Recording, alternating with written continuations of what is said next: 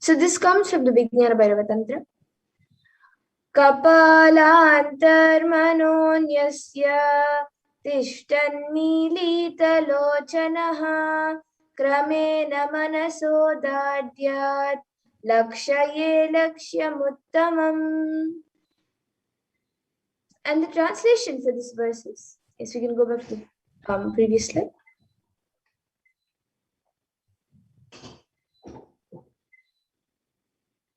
The translation for this verse is, by fixing the mind on the inner space within the crown center and sitting stably without any movement, having the eyes closed in succession, by that stability of the mind in inner space through the power of the third eye, one directly sees the ultimate goal Lakshyam by having the vision beyond the sight that reveals any object or place, attaining the space of oneness with the source, Paramashivoham.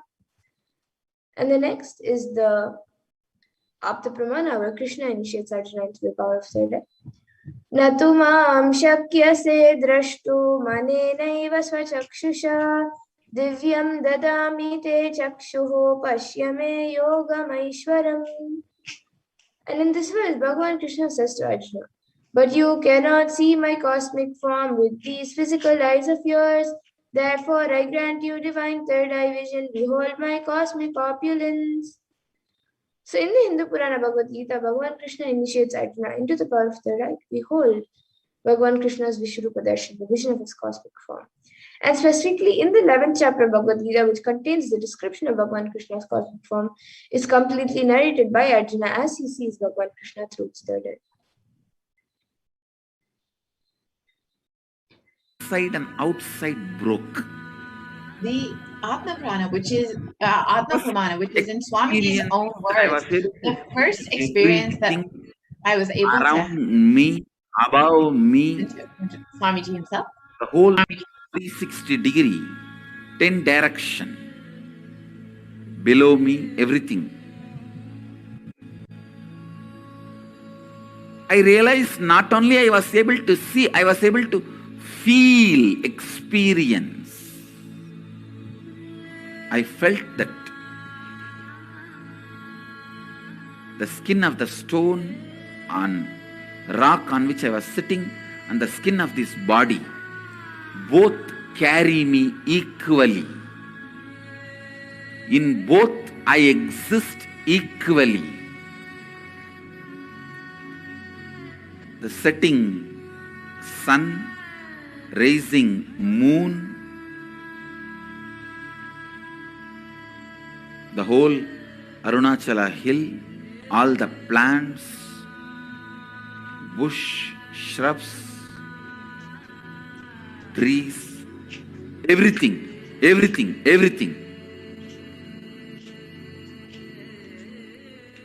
Just became so alive. The idea, something is inside.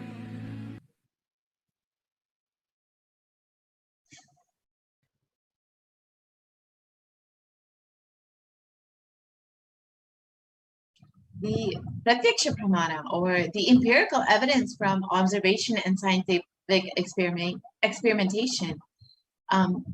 The study measures and compares the metabolic cell activity of the brain and in the conscious and meditative state, which were being observed through the positron emission tomography. So when doing daily activities, when in deep samadhi state, samadhi state, only the third eye region is active and almost 90% of the rest of the brain is at peace.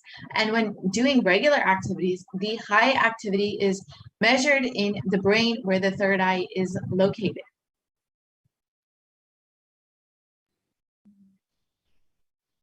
And the Sakshi Pramana, which is the experience and result of the extraordinary manifestation happening through the initiated disciples of the Supreme Concept of Hinduism.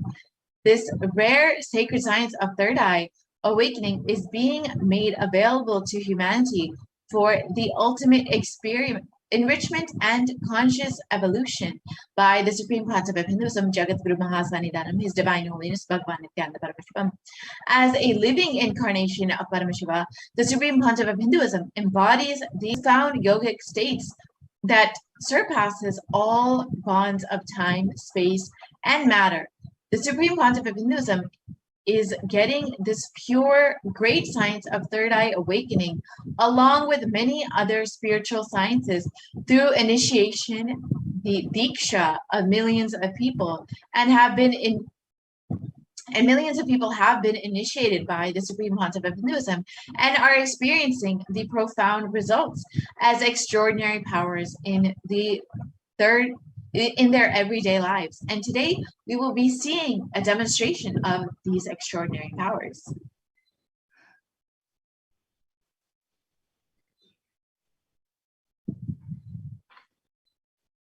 Yes, so now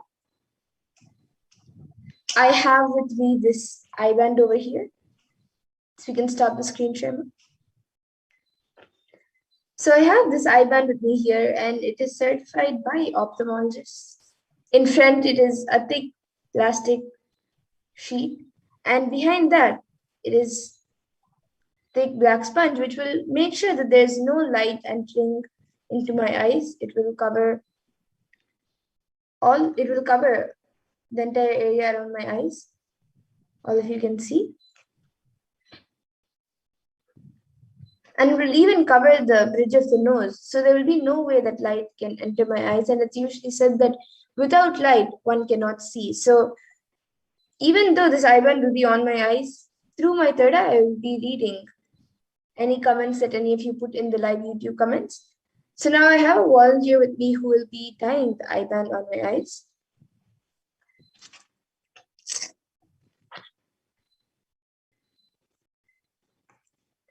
And once that's done, anyone watching us on YouTube right now, you can put your comments in the YouTube comment section. You can put anything you would like. A sequence of emojis, numbers, letters, sentences, or things that even don't make sense. You can put anything and I will be reading it.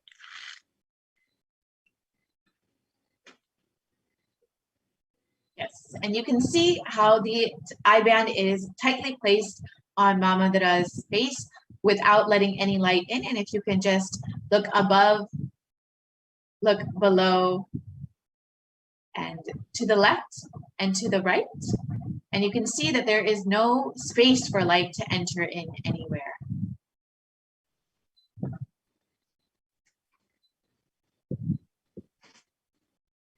Yes, so now the YouTube comments will be projected in front of me.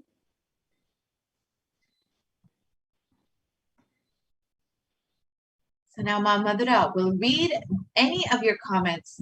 Anything you would like, you can put in the comment section in YouTube, and Ma Madhura will read these comments completely blindfolded with just the power of her third eye, initiated by the Supreme Concept of Hinduism himself. Yeah, so we have the last comment from Piotr Wajda, PIOTRWAJDA, and she has put Nithyanandam and 3 Namaskar emojis. And anyone else who would like to put a comment can put your comments. And as we wait for comments, with me I have this book, which is Uncommon Answers to Common Questions. So I'll be opening a random page in front of all of you, and I will be reading the page. So I'm opening a random page now. Okay, so I've opened a random page. I do not know the contents of this page, and I will be reading it right now. So this is page number 48 and 49. And page number 49 says, the first sentence is a continuation of the previous page. It says, lead you to the truth. Then it says, of course, as many faiths as there are, so many paths will exist. Ramakrishna says beautifully, Yatoma tatopat. As many faiths, each and every person expresses his or her experience. Well, Patanjali says that chakra is the head, the crown. is Sahasrara, which means literally a 1,000-petal lotus. But if you open people's skull with skulls, will you find 1,000-petal lotuses inside? Surely not. In some heads, you may find the mud out of which the lotus is born, but not the lotus. Then why does he say 1,000-petal lotus? It is a metaphysical expression of the experience that takes place when the energy reaches the Sahasrara. When the energy reaches the crown center, the experience is something like a 1,000-petal lotus blossoming. How beautiful is it? It is. In just that way, your being flowers. Your being expresses itself in all its glory. It is the metaphysical experience expressed using a physical example. But when the immature mind hears the expression, it tends to take the experience literally. So what happens is totally different, and what is understood is totally different. When one attempts to explain metaphysical experiences in ordinary language, the words can't keep up with the experience and tend to distort it. A seeker approaches an enlightened master, a Zen master, and asks, "Master, does an enlightened man speak?" The master replied, "No. A really enlightened person can never speak. Enlightenment can never be expressed in words. An enlightened person can never speak. And if he speaks, be sure," and then the story continues on the next page, "he is not enlightened." The man then asks, "So an enlightened person keeps quiet. He keeps mum." The master said, "An enlightened man can never keep quiet. If he keeps mum, be very clear that he's not an enlightened being. Because if you process enlightenment, you can keep quiet. But in enlightenment, you can never possess. Only enlightenment can possess you. If you possess something, you can keep it under your pillow or put it in your treasure box and keep quiet. But when God possesses you, you can never keep quiet. So if somebody keeps quiet, be sure he's not enlightened." And then the story continues. So all of you can see the previous page on page number 49.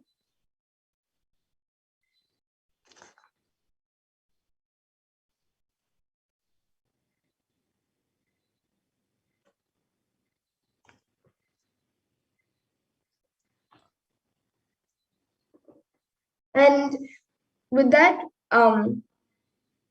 now I request the volunteer to remove my hand, and we will be moving on to the further segments of this program. So in the interest of time, we will now be coming to the conclusion of this power manifestation segment. And all of you can see the IBAN. It is just as it was before. And we will now be concluding this power manifestation segment and moving on to the further segments of this program, where you will be learning much more about the Bhavasamadhi Darshan. So please stay tuned, and we will be back after a really short break. I thank all of you for joining us for this power manifestation segment. And please get ready for the Lingotbhava Bhavasamadhi Darshan and the live Devi Bhavasamadhi Darshan. What I mean by the word e-Kailasa, listen intensely. Enlightenment ecosystem, literally enlightenment itself, in your own home, where you are. If you cannot come to Kailasa, it's okay. Kailasa can come to you. Kailasa coming to you is e-Kailasa.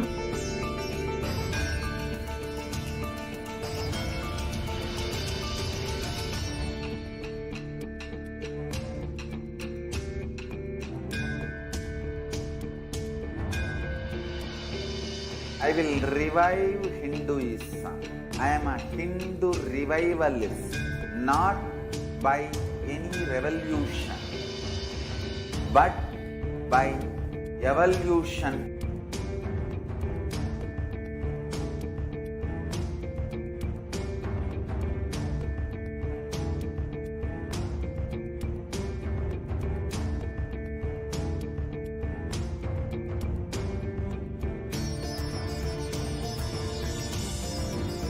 and setting model community.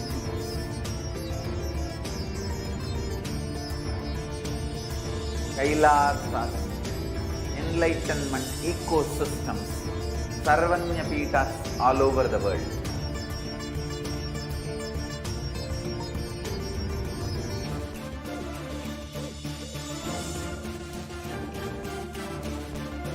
All powerful cognition, knowledge, only when you live, power manifestation and possibilities manifestation happens. This is a fundamental truth.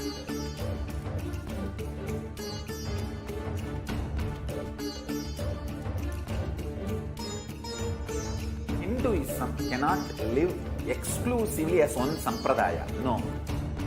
All sampradayas of Hinduism is an ecosystem.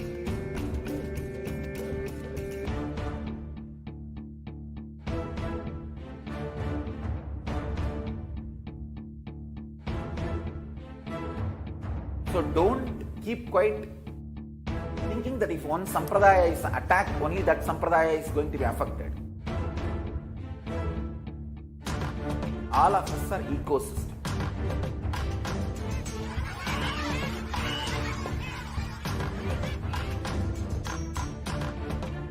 I invite all of you to get involved and enjoy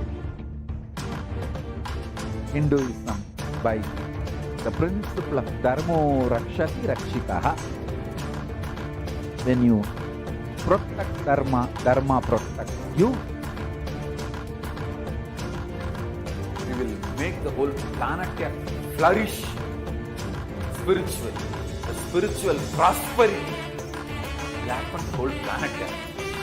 We all have to coexist together.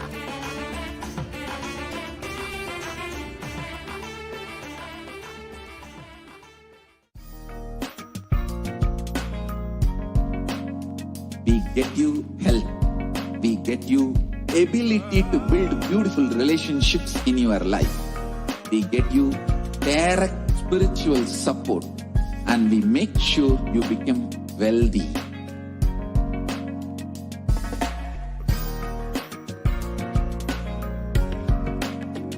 We won't stop giving you just good life. We will literally not stop till you live enlightened life. Manifesting the state of Paramashiva, space of Paramashiva, powers of Paramashiva, being of Paramashiva.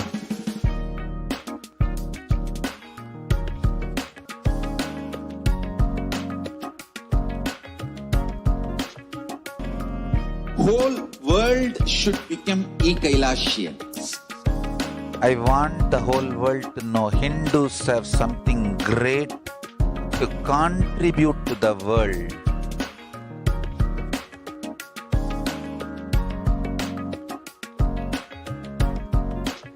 We have something great to contribute to the world. Let us do that.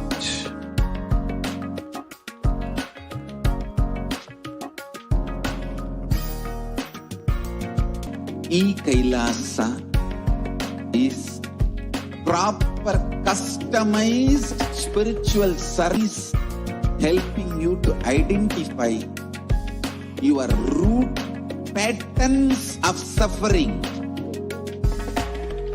We have perfected the science of helping every individual from every cultural, religious, nationality background.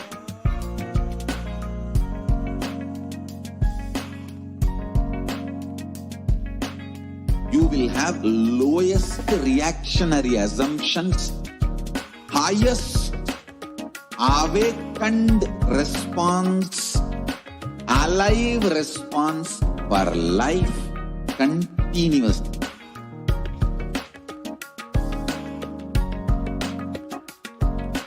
E-Kailasa is enlightenment ecosystem, enlightenment itself in your own home, wherever you are. Proper customized spiritual service helping you to complete with your life negativity. withdrawal from life, self-hatred, self-denial, self-doubt, so much of tiredness, laziness. We can support you, aligning your diet, your attitude, your aptitude, your understanding about life, weekly think.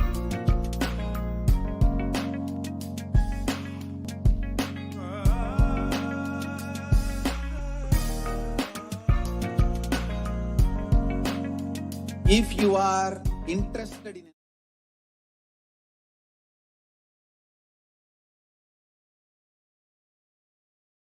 Yes, Nithyananda, welcome back, dear viewers. Now we will be entering into the next segment where we will understand the world today versus Kailasa today.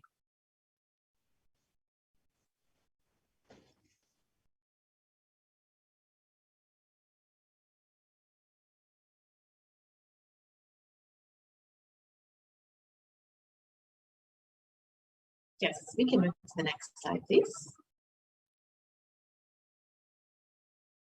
So, as many of us know, across the world, schools from kindergarten to 12th grade are shutting down across 191 countries. However, and as of mid-April, 191 countries had shut down all their primary and secondary schools, affecting almost 1.6 billion children. However, Nithyananda Hindu University is the world's largest Hindu university and has been providing online classes from the beginning of this pandemic and have been offering non-stop 16-day online retreats since March 20th, 2020, which are completely free of cost and available to anyone who wants to handle this pandemic with powerfulness.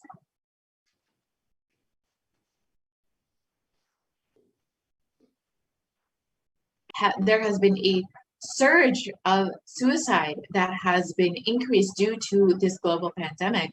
And having taken the responsibility to spiritually heal the world during the pandemic, Kailasa's Department of Religion and Worship, in collaboration with the Department of Human Services, have been offering Maheshwara Puja twice a month for the departed souls who have passed due to COVID, natural calamities, unnatural calamities, devastation, and much more for this year 2020 and all the way till 2021, till date.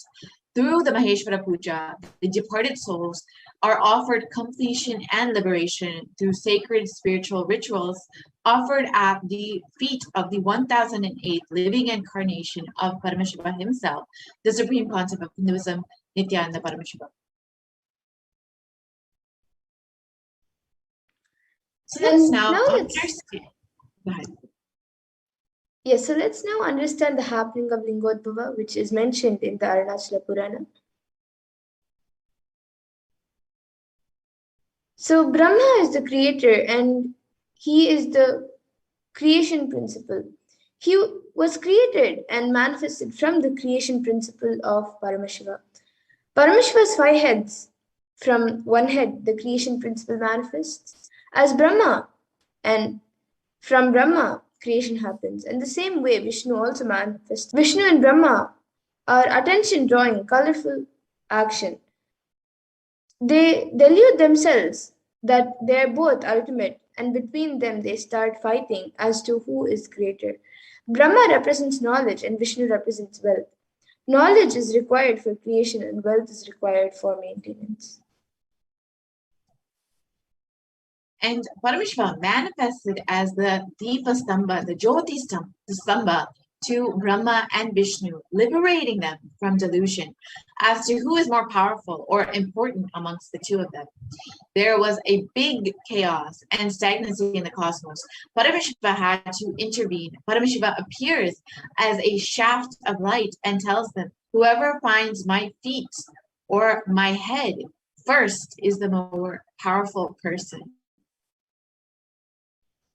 And then immediately Brahma takes the form of a swan and flies upwards, saying, I will go and find your head. And Vishnu takes the form of a Varaha, a pig, saying, I will go and find your feet. So Brahma takes the form of a swan and Vishnu takes the form of a wild pig, a boar.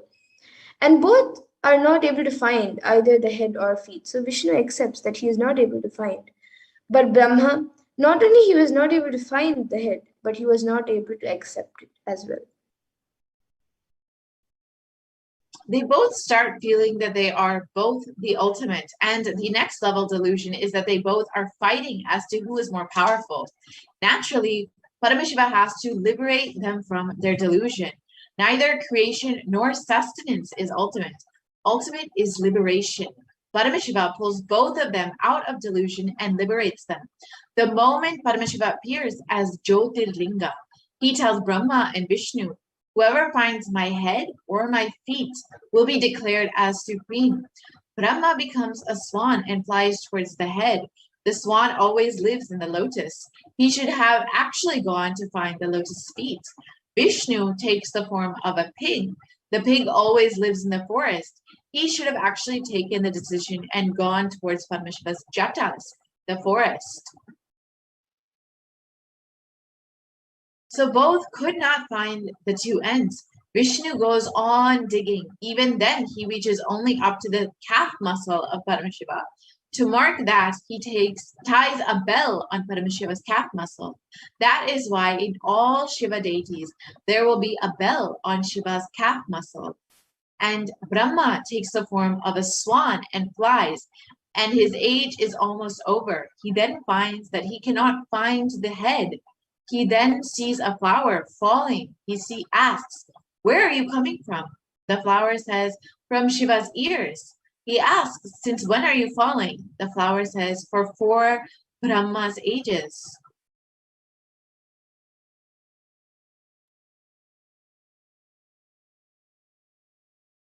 Knowledge always has ego. It cannot accept defeat. Brahma, who represents knowledge, asks the flower, "Can you support me by saying that I brought you from the head of Paramashiva? I will give you lots of boons." The flower gets a little tempted. Brahma goes to Paramashiva and lies, saying, "I found your head, and this is a witness." The moment Paramashiva stares at both of them, both the flower withers and the swan's feathers burn away.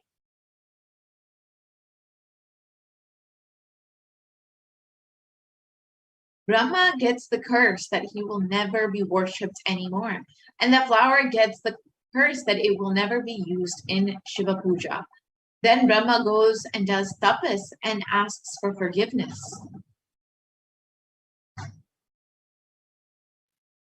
And Paramashiva, out of his eternal compassion, says, "You will be there in all of my temples. North sacred bath water will come through the Gomukha, and from that water you can do the creation." The flower gives that once a year for Shivaratri day, the flower will be used for Shiva Puja, not in any other time. Even now in Tiruvannamalai, the Lingotbhava will be worshipped with Tayanku only on Shivaratri. You need to understand the deeper layers and meanings. Knowledge and wealth cannot show you the ultimate, and it is not the ultimate. Enlightenment alone is the ultimate.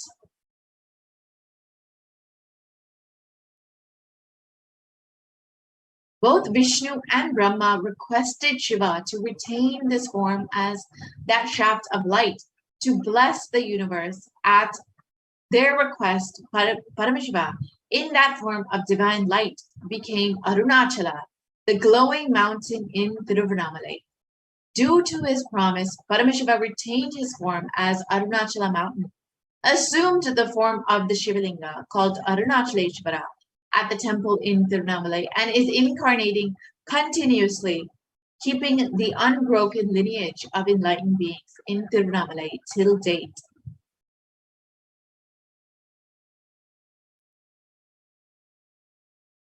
So let us now watch the happening of Lingotbhava from the Arunachala Purana, explained from the Supreme Pontiff of Hinduism himself.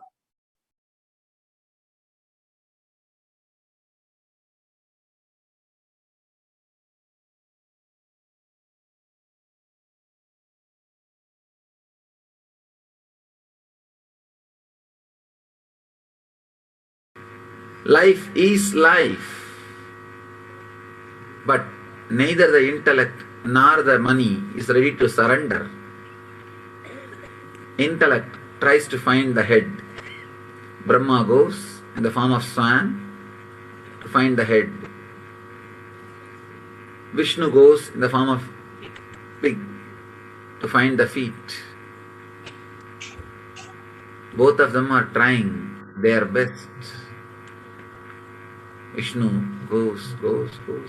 For ages he is digging. Finally he realizes the truth. He won't be successful. At one point, he just wants to mark the spot to which extent he travelled. He ties a bell. Still in all Shiva's murtis, Shiva's idols, you will see a bell near the calf. Near the calf muscle, you will see a bell that is tied by Vishnu. Vishnu was able to travel only to that distance. Whether in Nataraja or Dakshinamurti, in all Shiva murtis, you will see that bell.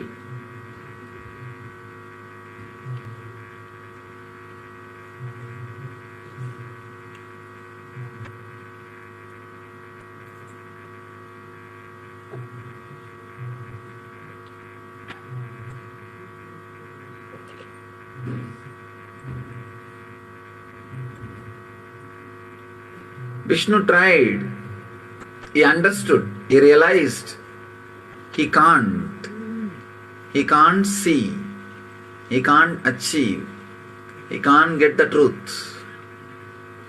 One important thing, truth is revealed in this. When you run behind the money to achieve the eternal happiness, Nithyananda, at one point you will realize the money can't give you that. That is what is meant by this line, by this story. Vishnu realizes he can't achieve, he can't find, he surrenders. If you travel,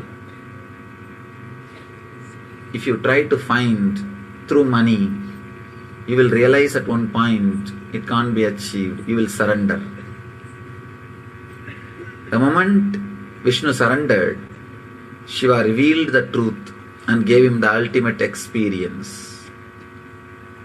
But Brahma, intellect, cannot surrender. That is the biggest problem.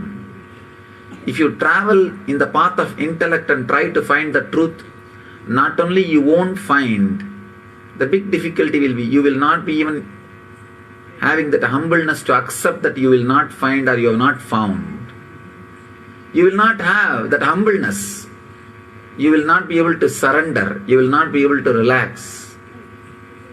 You will not be able to say that you have not found. Not only you won't be able to say you have not found, you will try to bring all false witnesses.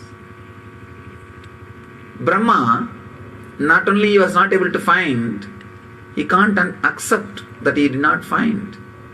So he brings false witness, the flower which was near the head of Shiva and which was falling for ages.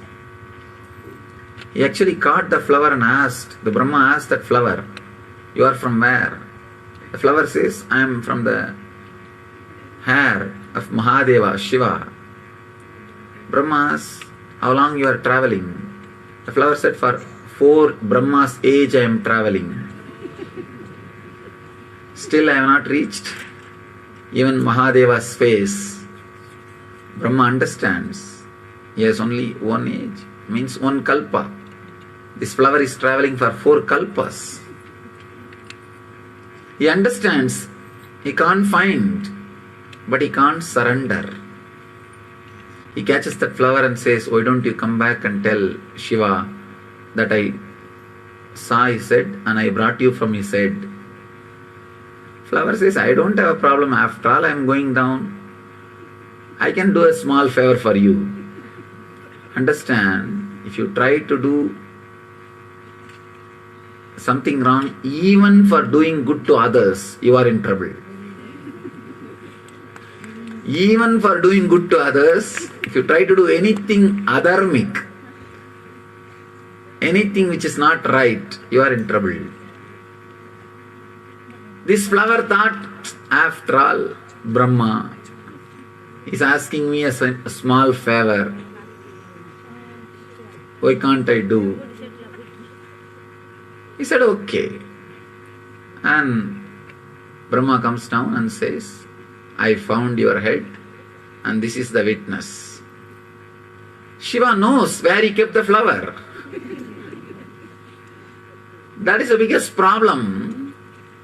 Again and again this intellect thinks it can hide from enlightened being. It can do whatever it wants and it can escape. It can get away with it. Understand? Enlightened being is a person who played with his intellect. So you can't play with him with your intellect. But we always miss the game, thinking that we can play with him with our intellect. He played with his intellect itself. And how can he be caught by your intellect? No. You are playing with intellect. He played with the intellect itself. Brahma tried to play with his intellect. Mahadeva straight away knows the truth. And he just says only one thing. Because you tried to play with your intellect, let you not be worshipped in the planet Earth. You are not worthy of worship. And he says to that flower, just because you told a lie, you have been a false witness, you will not be used anymore for my worship. And the moment both of them realized their mistake, the flower and the Brahma, both fell at the feet of Shiva and cried, please forgive us. Surrendered. The moment they surrendered, Shiva forgives both of them and releases them from the curse. Shiva says, as an exemption, you will always be worshipped in my temple in the north side. In all Shiva temple, northern side, where the Tirtha, the holy water comes out, you will see Brahma's Murti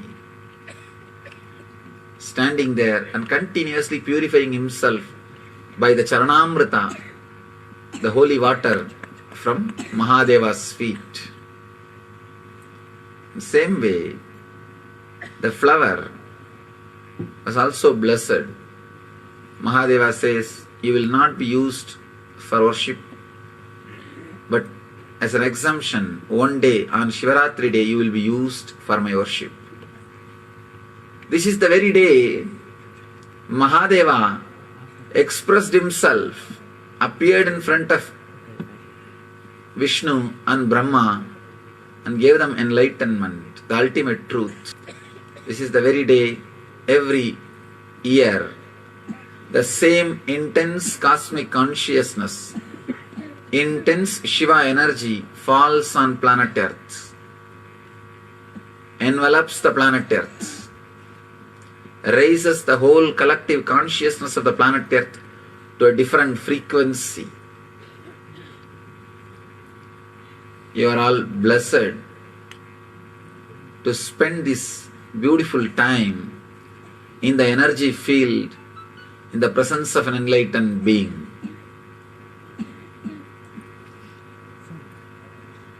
Do not waste your energy just running behind intellect or comfort. Intellect and comfort, both of them are utility in the life. It is needed for a certain level, but that is not life itself. Life is far beyond the currency and logic. Life is something to be intensely lived, loved, experienced, beyond logic and currency. Vishnu represents the Mamakara, identity you carry within you and believe as you. Brahma represents the Ahankara, the identity which you project to the outer world. Neither Ahankara nor Mamakara can realize the truth, can give you the truth. Only the cosmic energy, your very being, which is beyond Ahankara and Mamakara, only that can show the truth to your very being. Shiva, who is cosmic consciousness, it's embodiment of existential energy, takes you beyond Ahankar and Mamakar, because neither Ahankara nor Mamakara can reach, can understand, can realize Mahadeva. Take this moment, take this opportunity to go beyond Ahankara and Mamakara and unclutch yourself from these two and experience Mahadeva, Shiva. Intensely pray to that energy. Please understand, praying is trying to tune yourself to that energy. Don't think prayer is just empty words. Prayer is nothing but expressing the truth through intense sankalpa. If you express it just with your sankalpa, it's meditation. If you express it with your sankalpa and the divine help, it is prayer. Intensely create a deep prayerful mood, prayerful feeling, and recite Mahadeva's name, the Maha Mantra, Panjakshara, with your whole being, and pray to him. Let him reveal himself to you. Let him reveal the truth to you. Let him give you the ultimate experience, which is beyond intellect and money, which is beyond Ahankar and Mamakar. The truth which is revealed to Vishnu and Brahma, let it be revealed to you. Mahadeva appeared as the cosmic fire, cosmic consciousness. The same moment, exactly this very moment, to bless, to enlighten Vishnu. Shivoham, Shivoham.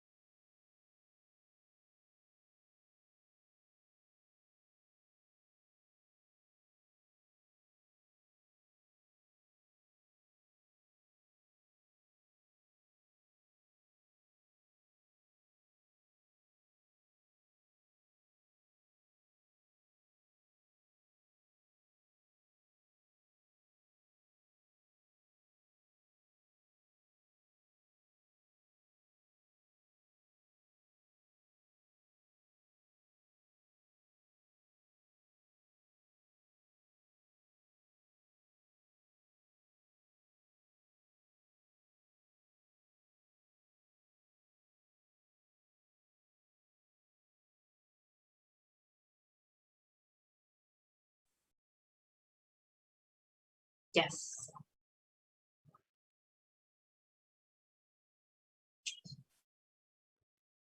So Let us understand the significance of the Lingotbhava story revealed by the Supreme Concept of Hinduism.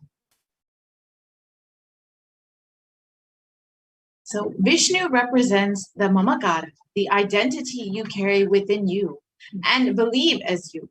Brahma represents the ahankara, the identity which you project to the outer world.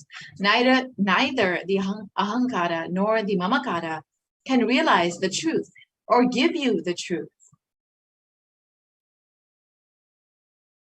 Paramashiva, who is the cosmic consciousness, is embodiment of existential energy and takes you beyond ahankara and mamakara, because neither ahankara nor mamakara can reach, understand, and realize Mahadeva. There is a great significance in this story. You cannot attain Nithyananda, eternal bliss, with either intellect or with money. Going upwards like Brahma is rajas, passion without value. And going downwards like Vishnu is tamas, inertia or lethargy. You cannot attain enlightenment with those two attributes. Vishnu is wealth. It is redundant to waste your energy running behind intellect or comfort. Whether intellect is greater or wealth is greater, neither can lead one to the ultimate truth or the ultimate bliss. Intellect and comfort, both of them are utility in the life. It is needed for a certain level, but that is not life itself. Life is something to be intensely lived, loved, experienced beyond. So the Shastra Pramana, the scriptural reference for Paramashiva's threefold promise to humanity, appears in the Arunachala Purana. The living incarnation of Paramashiva has been promised from Paramashiva from the time of the happening of Lingotbhava. The Paramashiva lineage represents the tradition of the Gurus, the enlightened masters in Tiruvannamalai, also called Arunachala, starting from Paramashiva himself. The lineage of Paramashiva prevails to fulfill Paramashiva's promise to humanity, to be an eternal guiding force through an unbroken lineage of living Gurus hailing from Tiruvannamalai to sustain the enlightenment ecosystem. Paramashiva appears as the infinite effulgence of light called the Lingotbhava in Tiruvannamalai to bless humanity. The Arunachala Purana, the epic history of Arunachala, reveals that at the point in time, Lord Paramashiva made a promise that he will always be in Arunachala or in Tiruvannamalai in three forms, as the Arunachala, as the Jyotirlingam, the Arunachaleshwara Shivalinga deity in the temple, and in the form of the living incarnations in the holy town of Tiruvannamalai.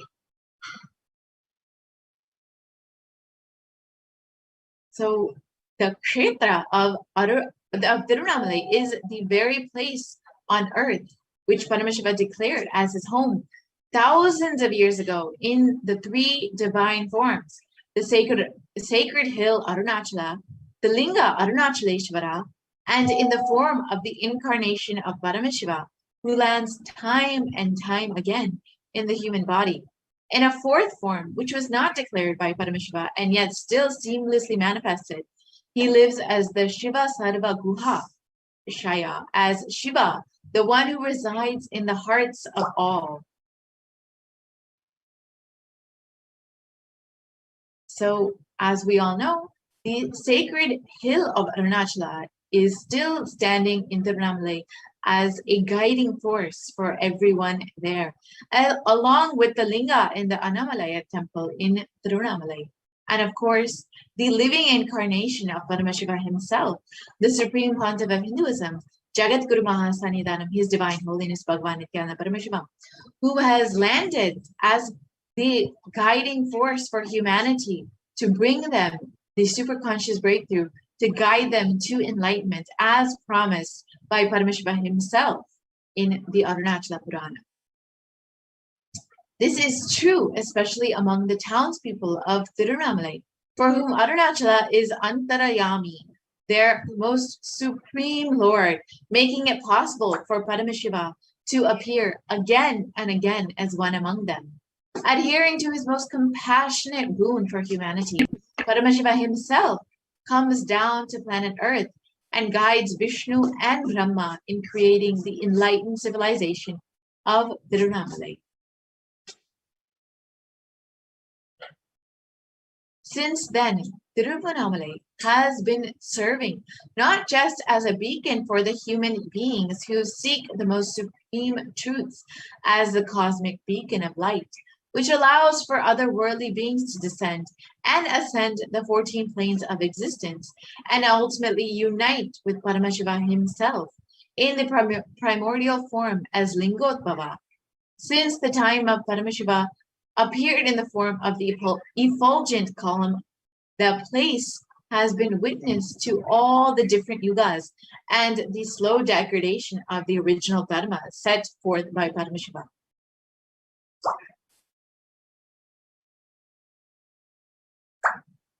In Kali Yuga, it is said that the mortal beings become dull-witted, unlucky, voracious, destitute of wealth, wanton, and unchaste. Countries will be ravaged by robbers and miscreants. The Vedas will be condemned by heretics. Kings will exploit the subjects. Rulers will be men-eaters, and twice-borns like Brahmins will be given to the gratification of their sexual desires and other appetites. The living incarnation as Paramashiva, his beloved friend and disciple in the Bhagavad Gita, when he incarnated on the planet Earth as Bhagavan Sri Krishna. Whenever there is a decline in righteousness and an increase in unrighteousness, O Arjuna, at that time I myself will manifest on earth.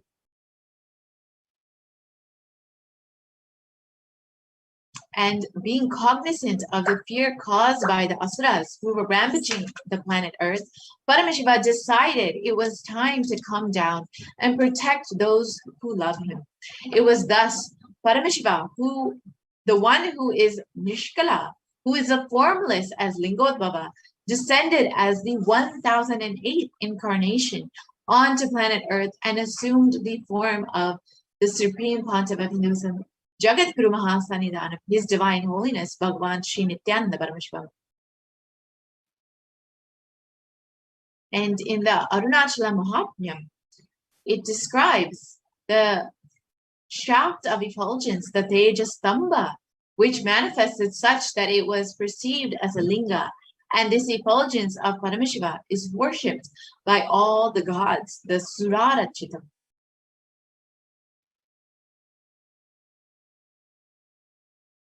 And let us look at the Supreme Pontiff of Hinduism as Lingotbhava, the Sadhakanam.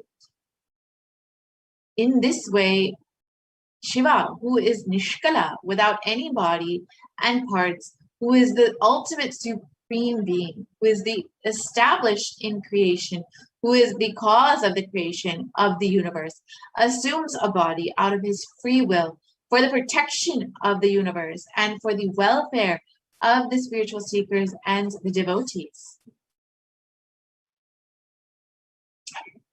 And the Lingotbhava from the advent of time has happened on Kartikeya Deepam. Kartikeya Deepam is the day when Paramashiva stood as the infinite light shaft. And from Kartikeya Deepam to Shivaratri, Brahma and Vishnu were searching for the 4 yugas. On Shivaratri day, they come back and surrender and declare their inability. It is on this day Paramashiva blesses and liberates Vishnu and punishes and ultimately liberates Brahma. Kartikeya Deepam is the celebration in memory of that big bang. And as per the Vedic calendar, the day of Kartikeya Deepam is the first day. The constellation is the oldest constellation that they are able to push their intelligence. Beyond this, they are not able to push. Their calculation method is failing. So in a way, the concept of time, the Big Bang, happened on the day of Kartikeya Deepam. The concept of time did not exist before the day Paramashiva manifested as the Lingotbhava. That is why Kartikeya Deepam is the oldest festival. The consciousness, when it stood as a light beam and created time, matter, everything, we call this the Big Bang. And that is why the Vedic rishis are also able to predict constellations, star setup, only till the day of Kartikeya Deepam. And the sun, we know, is the junior to the Lingotbhava, the infinite shaft of light of Arunachala.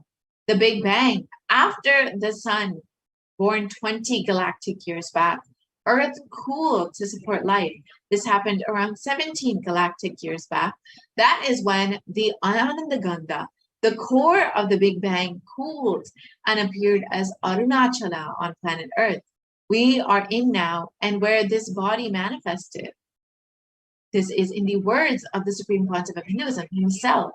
And he continues on. It was neither dark nor light-filled. As an indeterminate color covered planet Earth, the Supreme Pontiff of Hinduism describes the descent, his body, as the Lingotbhava. And the Supreme Pontiff of Hinduism describes a world where darkness covered darkness. I saw the cosmos. Suddenly, a bright light appeared from a region, which I now see as southern India. At that time, I did not know where it was. Borders are what we draw. Where is their border in the cosmos? I entered that light in the form of a brilliant meteor. At the very next sight that I perceived with my inner eye was Arunachala, and I knew that I had assumed the body once more. I had entered the womb of my mother. The reflection on planet Earth happened. It was a conscious birth. Let us understand the genesis of the Nitya Yuga. As promised, when there was a big chaos and stagnance in the cosmos due to Brahma and Vishnu's delusion, Paramashiva himself descended to planet Earth, causing a big bang as Lingotbhava and manifesting the entire universe. To save humanity from the delusion of Kali Yuga, Paramashiva has, as Lingotbhava, descended onto planet Earth as the Supreme Pontiff of Hinduism, Nithyananda Paramashivam, to create a new age with the Big Bang, the Nitya Yuga, in the very same Tiruvannamalai. So let us understand why we need Guru in our lives, why the Supreme Pontiff of Hinduism has manifested as Guru in our lives to guide us. So the Shastra Pramana, the scriptural reference from the Guru Gita, describes the supreme state is easily attained by those who think of nothing else but me. Therefore, to the utmost to propitiate the Guru. So who is a Guru? The Guru or Master is not a Vyakti, a person as you imagine. He is a Tattva, a principle. He is simply a physical representation of the divine. In the Vedic tradition, the spiritual teacher, the Guru or the Master, is said to be more important than God himself. God is always and everywhere, but it is the Guru who opens the disciples' eyes to God. The Master is the one's own experience of the divine.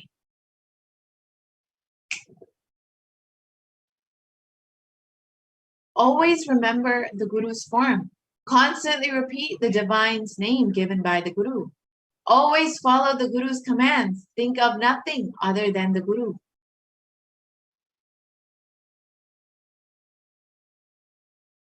And the Guru Gita continues on. Out of compassion for you, I shall tell you how the embodied soul becomes Brahman, having been purified of all sins by serving the feet of the Sri Guru.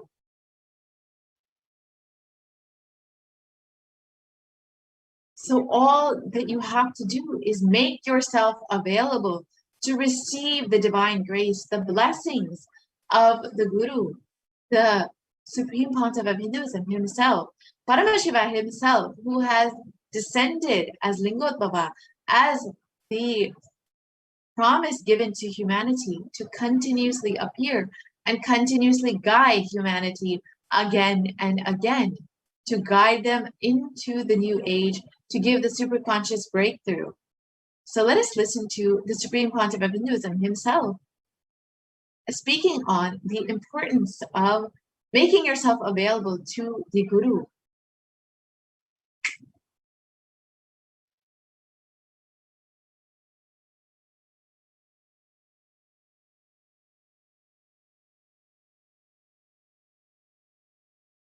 I am sitting with each one of you personally, individually, and making myself available. This being is now available to all of you, to each one of you.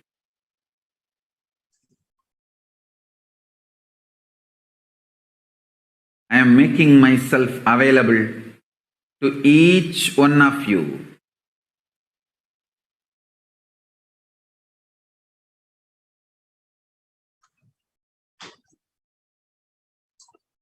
To each one of your being. Now the relationship is absolutely between you and me. It is absolutely you and me. Allow me to fill you. Allow my being inside you.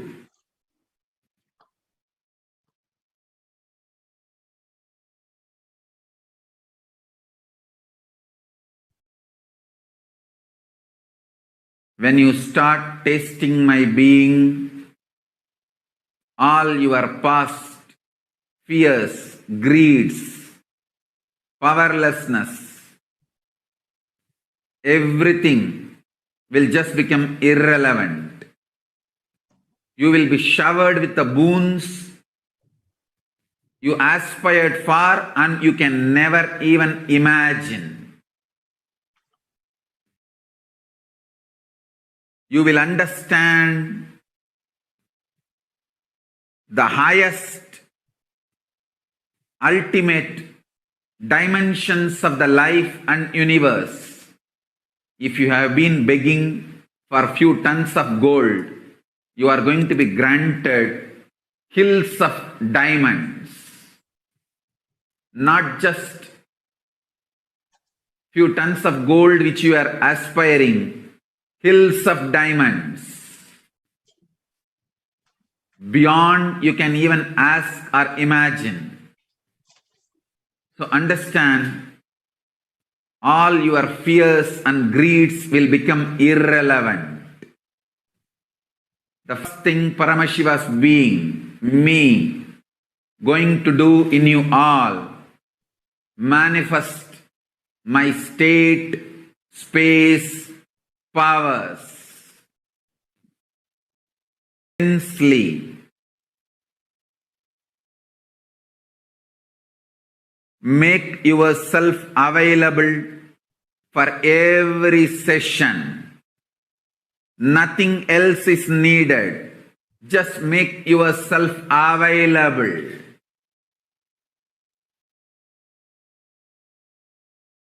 Anyone makes yourself available. I'll make myself available to you. All the words I am uttering are mantra. I am not going to give you any teaching. I am not going to give you any technique. I am just directly uttering every word which is mantra to manifest in your being. I am manifesting Paramashiva, myself completely, so your brain can mirror these neuron activities. Understand?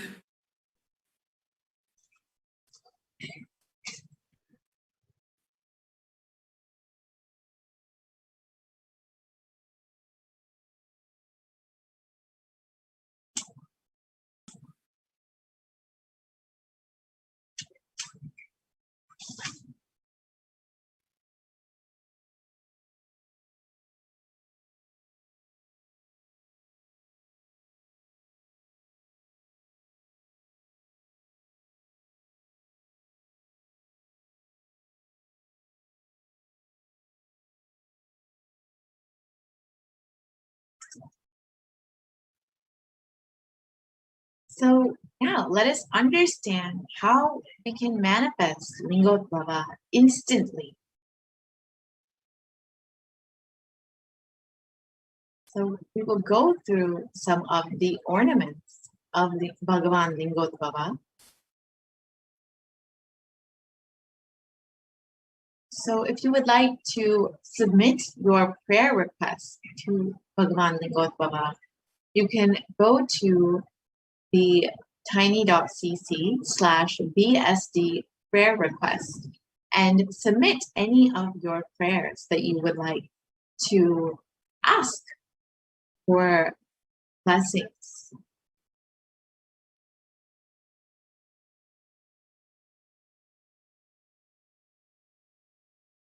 So in preparation to receive the darshan of Bhava, we can prepare ourselves with the various naivedyams that we can offer, which include the black gram, the urad dal vada, the black sesame seed laddu, and the sugar sweets, and the dried fruits. So if you would like, you can take a few moments and get yourself prepared for this darshan by preparing yourself with these naivedyams. I will give a few moments to prepare yourself and start the preparation of these naivedyams.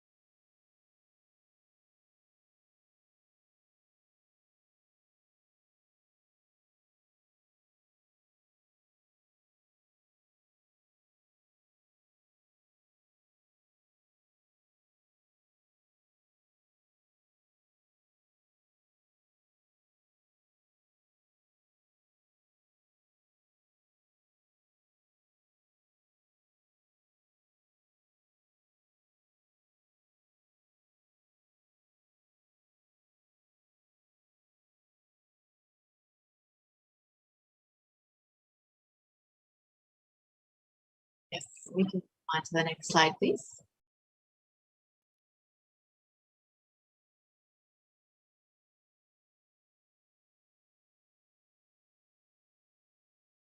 So let us understand the manifestation of Lingotbhava through the Supreme Pontiff of Hinduism, Jagat Guru Mahasanidhan, His Divine Holiness, Bhagavan Nithyananda Paramashivam.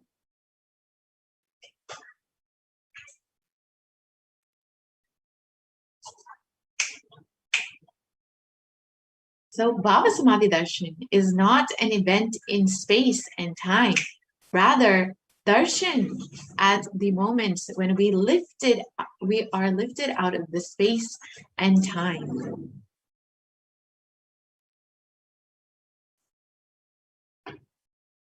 So bhava is defined as directing and activating the emotional and spiritual energy that is created through the meditation on the avatar.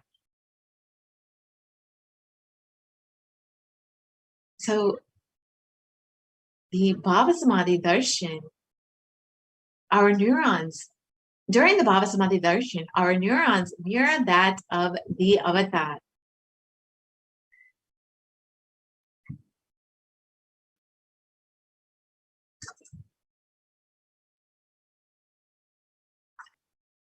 The mirror neurons activate and process all the observed movements or information of the avatar just by seeing and without the physical act of imitation. That is our entire body silently and without movement recreates what is happening distances far away, experiencing the superconscious energy radiated by the avatar.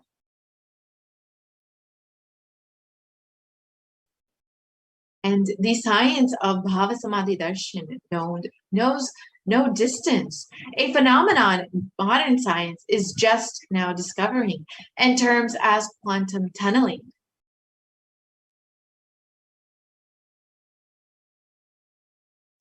Our thoughts per second reduces significantly and we relax into the space beyond thoughts, the thoughtlessness becoming mentally at ease in coexisting dimensions beyond duality.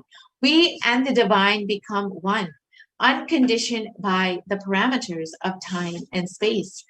And a science that Einstein could not believe, and today researchers are exploring it to be true.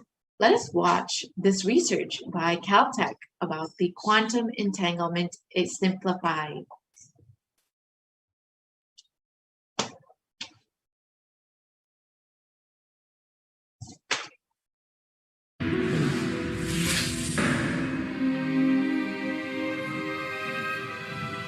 When people talk about the universe, they usually mean the vast expanse of space, billions of light years across, that they can see with radio telescopes and cosmic imaging.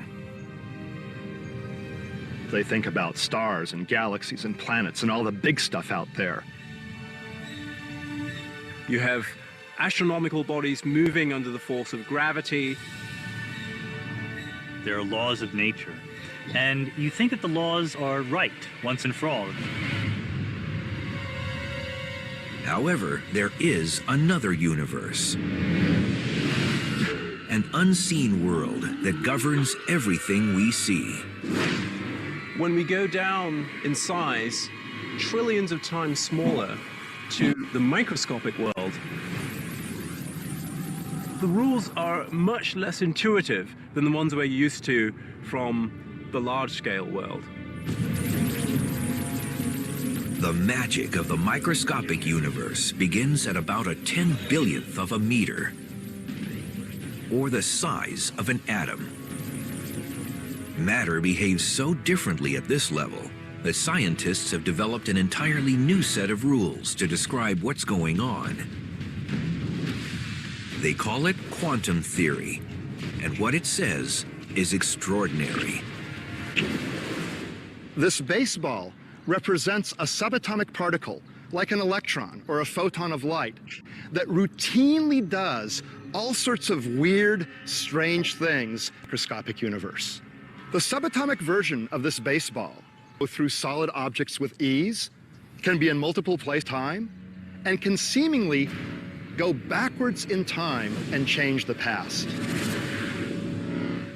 This means I could throw this microscopic baseball to first base and to home plate at the same time, or change the seemingly predetermined outcome of a play while it's still going on. Now, this is the stuff of science fiction, but really, we know it to be true, or at least it appears to be true in our quantum world. We get all sorts of weird things happening. If scientists can understand how these weird things work, they'll be able to put them to use in our everyday world, revolutionizing modern computing and perhaps even allowing us to communicate across the cosmos instantly. The key to making these miracles come true is a process called quantum entanglement, and scientists are already harnessing this astounding discovery for both civilian and military purposes. In quantum physics, what happens to an object over here can instantly affect an object over here, and over here could be millions of miles away. Yes, we can continue playing the video. Sorry about that. So we will be right back with that video. And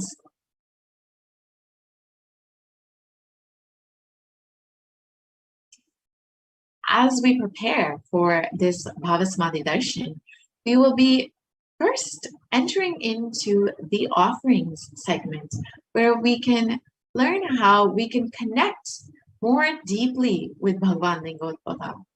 As we all know, Bhagavan Lingotbhava, Paramashiva himself has promised to humanity that he will always make himself available, that he will always be available as the hill Arunachala, the Linga, the Arunachaleshwara Linga, and as the Guru, the incarnation of Paramashiva, and the blessing in our lives that we get to have the Supreme Pontiff of Hinduism himself, the incarnation of Paramashiva himself, as our Guru, as he has promised to continuously guide us, to continuously bless us, to continuously give us the enlightenment experience, and to continuously bring humanity the superconscious breakthrough.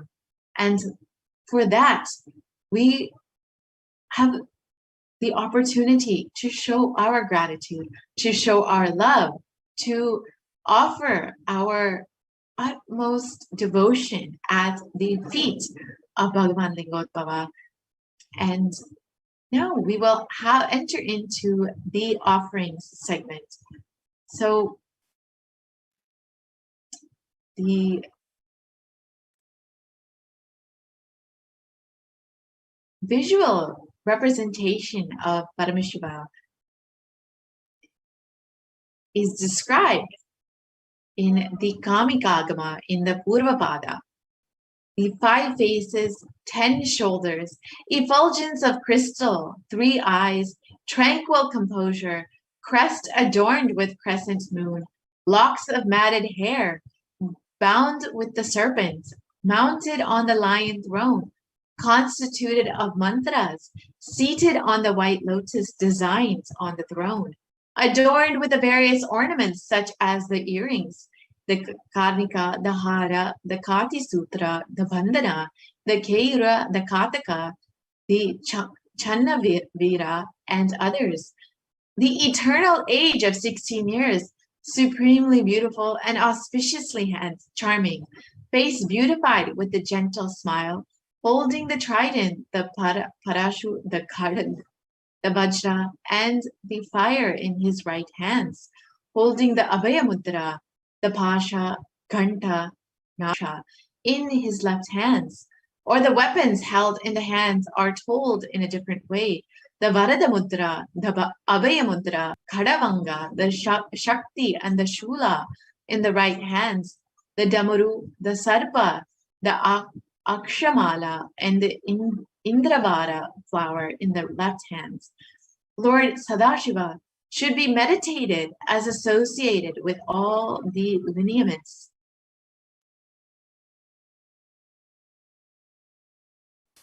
Offering anything to the lotus feet of Paramashiva is the giving of a divine gift of pure love, devotion, and oneness, and it consists of 2 parts. The giving, which is done by the disciple, and of course, the accepting, which is done by Guru or God. Only when the divine accepts what one offers, the offering becomes complete. Offering is not made out of fear nor greed. It is purely from this space of love and devotion and gratitude for the divine happening in our lives. When an avatar lands, the offerings are purely a part of the grand Leela played out for only the purpose of enlightenment. And as Bhagavan Lingotbhava has promised, again and again he will land, and again he will guide us to the experience of enlightenment. And as part of his Leela, these offerings have been made available to each and every single one of us. So let us look at some of the offerings that we can make to Bhagavan Lingotbhava. The first offering is the Sankalpa offering, which is the pramana for the Sankalpa offering is described in the Shiva Sankalpa Suktam in verse 2 from Rigveda. And it's described, the means by which a man who wants to do good, whose senses are stilled and who is wise and diligent, becomes proficient in the yajnas and other karmas established by the shastras, and also that which is the principal and most revered of the means of knowledge. My mind, may you have good intentions. And this is from the Rigveda. So the offering of the Sankalpa, which is the conscious resolution at the feet of the divine, is a sacred and conscious act of aligning our straying mind into empowering our declarations with the auspicious will, power, and manifesting energy of the divine to manifest our intentions into reality and for living an enlightened and spiritual lifestyle.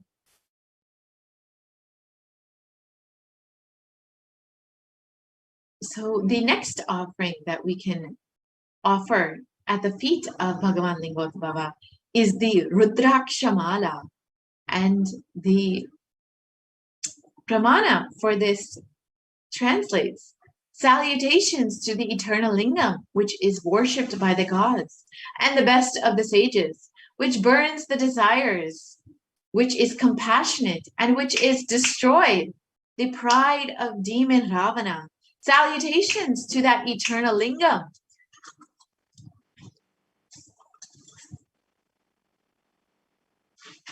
And the offering of the Rudraksha Mala to Lingotbhava, and you can be blessed to offer eternal guidance, to have the eternal guidance, and to remove delusion and travel on the path of auspicious life forever. And you can visit tiny.cc/BSD Lingotbhava to make your offering. And the Rudraksha is known, sorry, we can go back to the last slide. The Rudraksha is known as the teardrop of Paramashiva. It is a storehouse of enlightened energy, which it can radiate forever.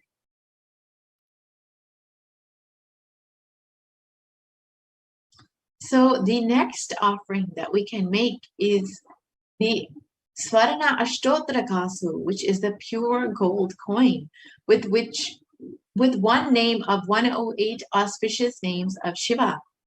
And the pramana for this translates, salutations to the eternal Shivalingam, which is decorated with gold and other precious gems, which is adorned with the best of the serpents wrapped around it, and which destroyed the grand sacrifice, yajna of Daksha.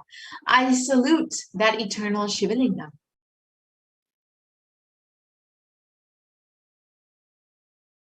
And you can offer a gold coin with the unique name, one of the 108 names of Paramashiva Lingotbhava, inscribed on it, and receive the blessing of those qualities radiating and manifesting in your life.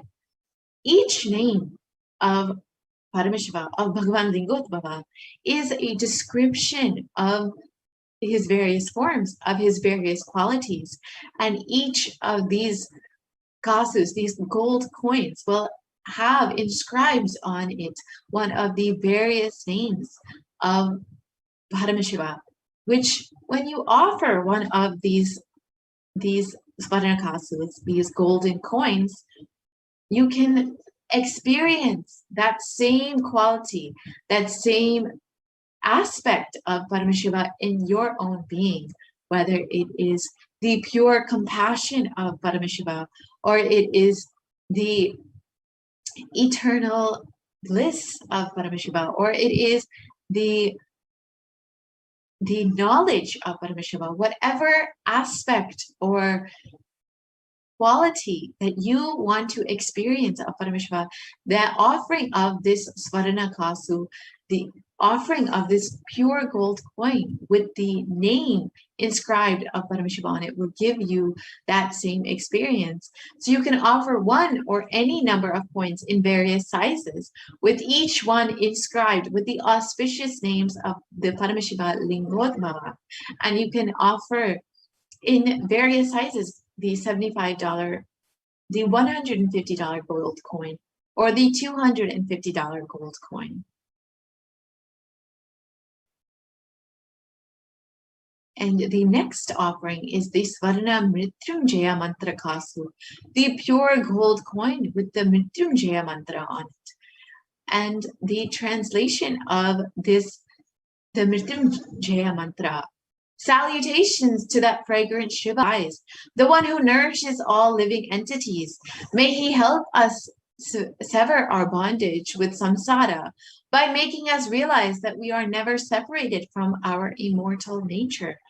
The Mrityunjaya Mantra, which was chanted to literally liberate you from the cycle of birth and death, has been, you can offer this Mrityunjaya Mantra on the pure gold coin to also have this same experience, to literally liberate you from this bondage of samsara and to make you realize your immortal nature.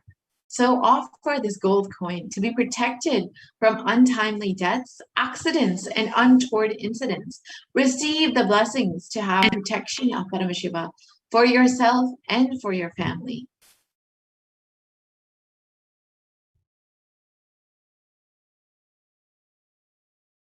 And of course, the offering of the Pratikshapada Puja to the lotus feet of the Guru himself. So this offering, the pramana for this offering translates, this is from the Guru Ashtakam, which was written by Adi Shankaracharya himself. The translation of this verse: wife, wealth, sons, grandsons, and all such, home and kindred, all these things may be there. Yet if one's mind is not centered upon the lotus feet of the Guru, what then, what then, what then? And Adi Shankaracharya beautifully explains, you may have everything in the world, a beautiful life, a beautiful wife, and all the wealth, all the sons and the grandsons, all of your entire vamsha may be beautifully secured in your life. You may have a beautiful home. You may have a beautiful car. You may have everything that you could want. But if your heart is not fixed upon the Guru's feet, then what is the use of all of these things? What is the use of all of your possessions, your relationships, everything, if you do not have the happening of Guru in your life, if you do not recognize the happening of Guru in your life? So offer the Pratikshapada Puja and receive the auspicious blessings for a strong and intense Guru-disciple relationship. And you can experience the greatest happening in your life, the happening of Guru in your life. And of course, when you have Guru when you have Avatar as Guru, when you have the incarnation of Lingotbhava, Paramashiva himself as Guru, it is the Uttamottamam, the greatest of the greatest happenings that you could have in your life.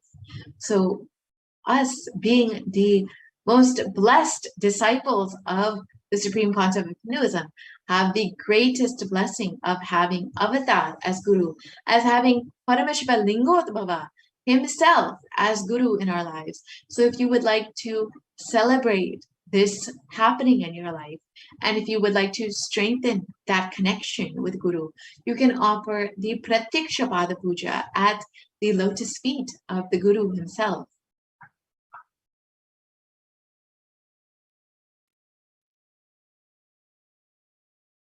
And the next offering is the Jatalankara Seva, which is a offering of pure love and devotion to the Guru to manifest, to protect, and guide the disciples on the journey of enlightenment. So the Jara Alankara Seva, which is the offering of the Alankar to the Jatas of the Guru, is a beautiful offering that each of us can make. As we see every day, the Supreme Pontiff Hindu, Swamiji himself, appearing every day, blessing us and guiding us. We can see the beautiful ornaments that adorn his jatas. And if you would like to offer one of these ornaments, you can sign up today and offer the beautiful ornaments for adorning the jatas of Swamiji himself, and receive all the auspiciousness in your life. The next offering is the Vastra Alankara Seva, which is described as the Guru should beautify the linga with the three-stranded sacred thread, the upper garment and the waistband. He should adorn the linga with golden cloth and golden belt. And traditionally, this seva is offered for better physical and mental well-being and healing from any illnesses. So you can offer the Vastra Alankara Seva to the feet of Bhagavan Lingotbhava and receive the blessings of strong physical and mental well-being and the healing of any illnesses in your life.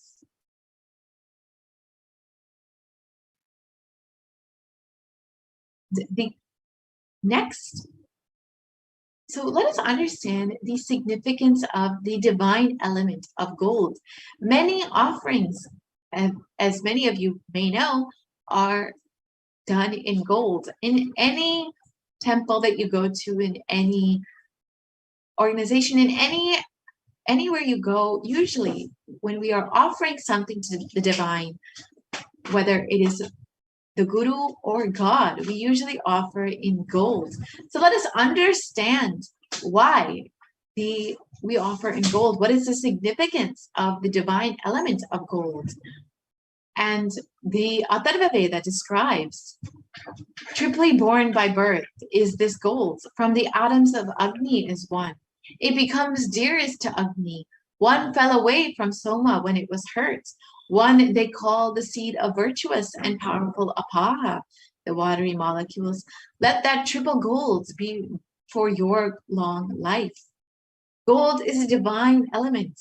It purifies anything that it touches. It is an element of spiritual significance and great spiritual power. It has the power of healing and enlightenment. The vibration of gold has the power to infuse sattva energy and positive thought currents in anyone who wears and anyone who sees or operates in its vicinity.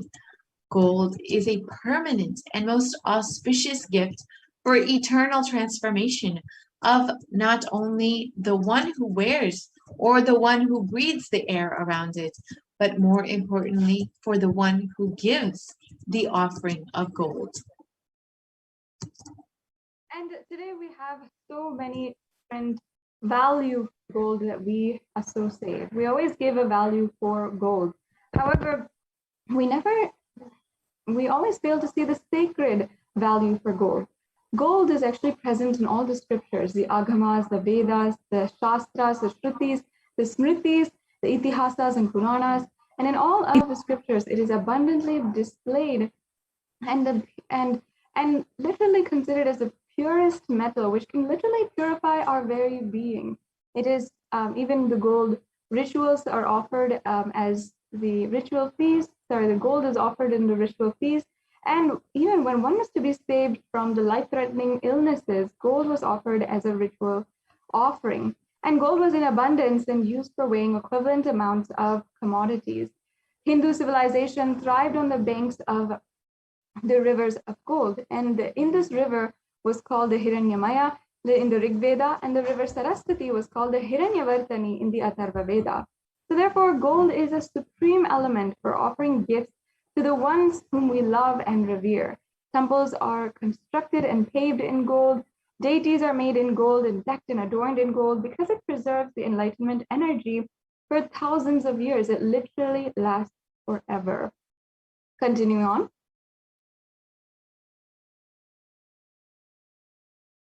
So let us understand the different offerings in gold that we have for Bhagavan Bhagavan Lingotbhava today. And you'll see that many of these offerings are things that we are offering in gold, because when we place value and sacred value in our relationship with the divine, we are making it out of gratitude for the divine. Now, this Swarna Bhilva Patra is the first offering that you see here. And there's a beautiful verse here that says from the Shiva Purana that it is said that offering one bilva leaf to Bhagavan Paramashiva is equivalent to donating 1,000 elephants, horses, or even the most auspicious Kanyadhan. So actually, it's a very, very auspicious offering. We can go on. And the Bilva Patra is regarded as a favorite of Lord Paramashiva.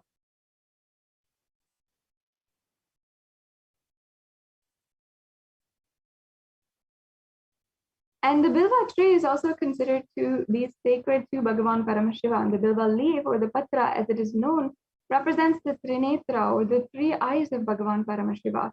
The Girija lives on the root of the tree, Maheshwari on its shoulders, and the Dakshinayani on its branches, Parvati amongst its leaves, Katyayani in its fruit, Gauri in its flowers, while in its stones the numerous Shaktis find a home.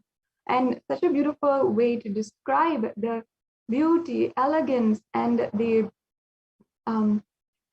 power of the Bilva tree.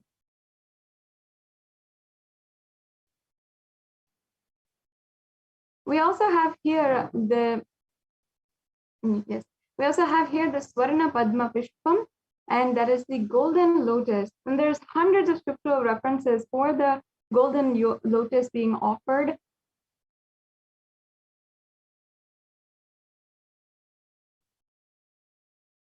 And here we have a verse that says, Kanakamaham, Kunkuma Chandanalepita Pankajahara Susobita Sanjita Papa Vinashana Lingam Tat Pranamami Sada Shivalingam. It says, salutations to the eternal Shivalingam, which is associated with saffron and sandal paste and beautifully decorated with the garlands of lotuses, that which destroys the accumulated sins of several lives. I salute the eternal Shivalingam. So that was the beautiful verse from the Lingashtakam. And then we'll go on to the next slide.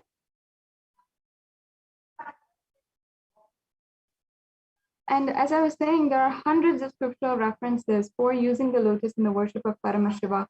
And almost everything that involves the consecration of Paramashiva Linga, or the worship of Paramashiva Linga, or meditating on the Paramashiva, or the mudras and asanas during the worship of Paramashiva involves the lotus flower, the lotus pericarp, the lotus petals, and lotus is always a divine flower. The Shakti of Paramashiva is also called as a lotus, and the base of the Paramashiva Linga is also the lotus. And you can offer this golden lotus in any size which you wish and be blessed to have the state, space, being, and powers of Lingotbhava in any situation in your life. And another offering that is available for each and every one of you is the Tulavaram, the Atharva Veda Parikshata Parishishta describes the Tulabharam as a ceremonial way to offer the Tulabharam of the Hiranya Garbha, and offering of 1,000 cows as the Mahadana, the supreme offering.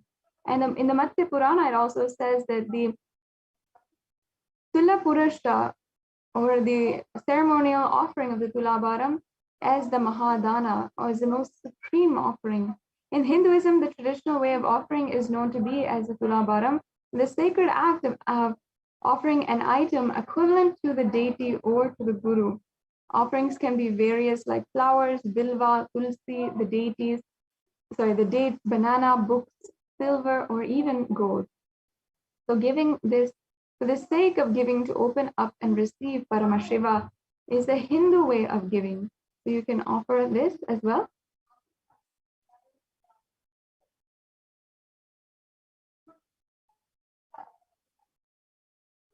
And this is the highest offering as per the Hindu scriptures, and highest offering is gold. So gold has the highest ability to hold the radiate energy, and offering the right context brings about the highest completion.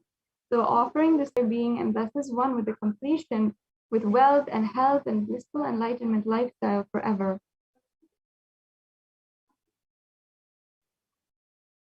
Yes, moving on. So here are several different options we have for the offering of the Tulabharam. We had the organic rice, jaggery, coffee even, and oil, as well as honey. Going on. We also have the Swarna Spatika Mala. And we have another verse here from the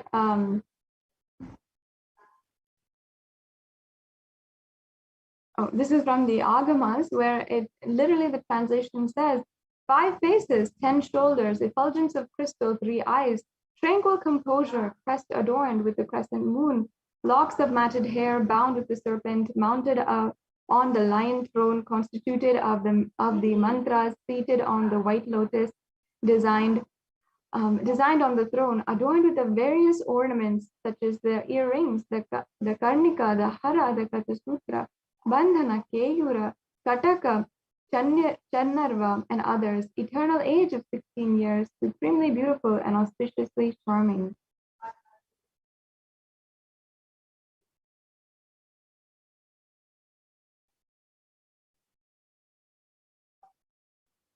Go on to the next slide.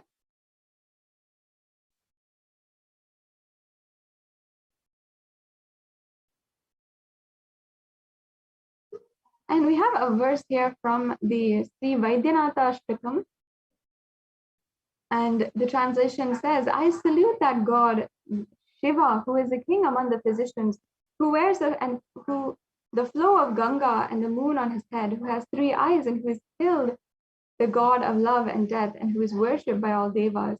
Offering Swarna Ganga to Vaidishvara bestows the blessings to wash away any janmas of impurities and karmas, to experience health and wellness. This is the Swarna Ganga. And the Swarna Naghabharana, the golden snake. Another verse from the Lingashtakam. Now I'd like to chant.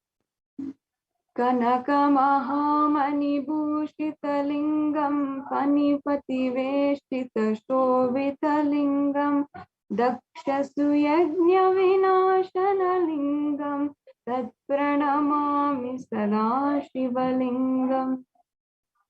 And here it means salutations to that eternal Shiva Lingam, which is decorated with the gold after the precious gems, which is adorned with the best of serpents wrapped around it, and the one who destroyed the grand sacrifice of Daksha. Salutations to that eternal Shiva Lingam.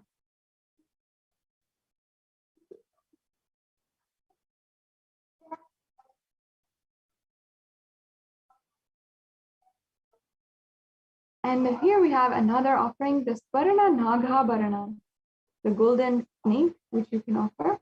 And the golden snake, again, is referred in the verse which I just chanted of the Lingashtakam. And let me just chant that verse just as a reminder. Kanaka Mahamani Bhushita Lingam Panipati Veshtita Shobhita Lingam Daksha Suyajna Vinashana Lingam Tat Pranamami Sada Shiva Lingam.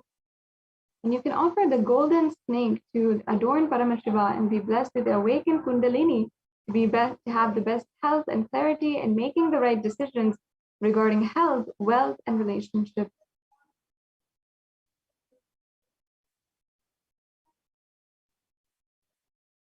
And this is the next offering, which is the Swarna Chandra. And the Swarna Chandra is actually referred in the Sri Vaidyanatha Ashtakam again, where it says, I salute the Bhagavan Paramashiva, who is the king among physicians, who wears the flow of Ganga and the moon on his head, who has 3 eyes, and who had killed the god of love and death, and who is worshipped by all devas. This is the moon that the Lingotbhava Paramashiva wears gracefully upon his head. The moon represents the compassionate, friendly, loving, and ever-healing presence and peaceful nature of Paramashiva.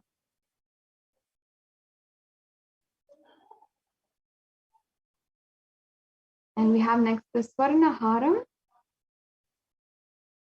Yes, and again, this verse is repeated, and the Swarna Haram is the offering of garlands or malas of gold to adorn the Shivalinga and be blessed to have the eternal wealth and auspiciousness and life of enlightenment in the space of Paramashiva Loka.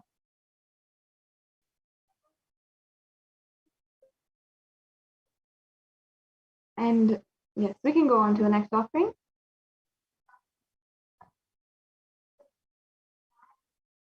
Now we have the Swarna Kiritam, and in the Kamikagama Purvapada, verse 429, there is linga should be adorned with three-striped sheet made of gold, gold crown and dhruva grass made of gold, a number of flowers made of gold and such other ornaments.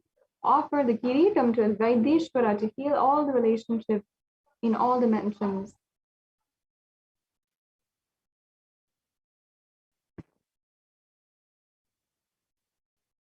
Yes, we can go on.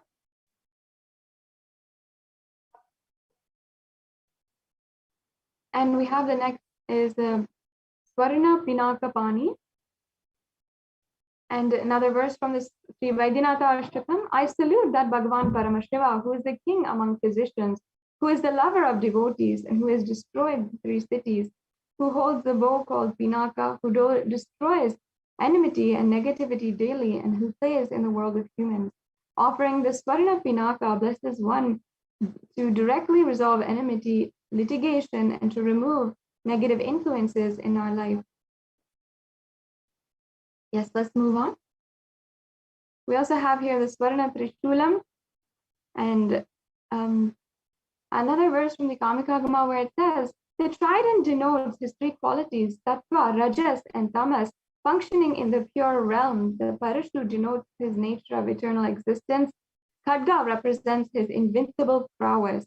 After the Trishula, which is a symbol of getting you rid of all the impossibilities, and through the Trishul, he removes all impossibilities and creates all the new possibilities to rejuvenate health.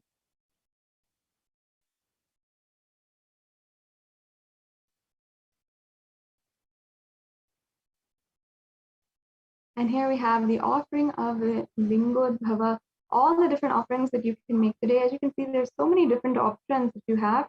You don't have to feel at all that you might not be able to make an offering due to any kind of constraint. You can offer any of these offerings. And next, we will be coming to a conclusion of this segment, and we'll just be showing you the link, as you can see here, at tiny.cc/bst-Lingotbhava. You can go there to make any of these offerings, and it's just a very quick three-step process in order for you to make an offering right away.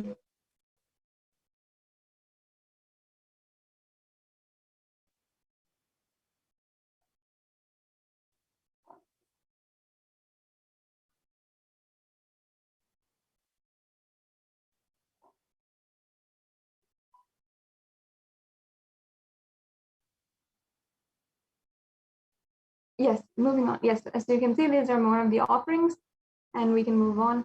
And I'd also like to remind all the viewers once again that you can make the e-hundi offering, and you can make this either through the YouTube super chat, or you can make it through the link which is provided. So I recommend, even if you're on YouTube right now, if you're joining us from YouTube, then you can make a e-hundi donation through the YouTube super chat. Yes, the next slide, please.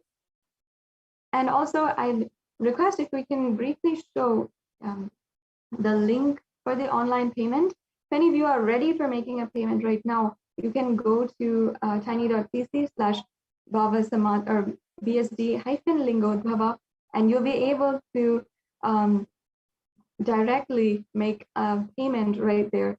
It's a very, very easy process for you.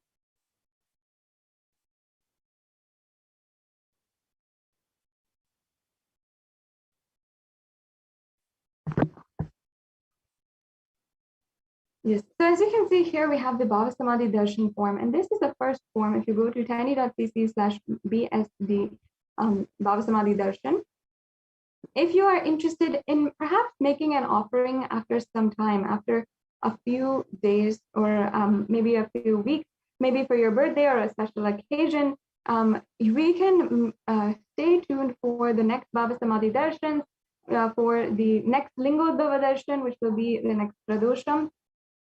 And you can always offer at a future time, and keep yourself in touch with us and ensure that you're getting soon as we have more and more offerings available.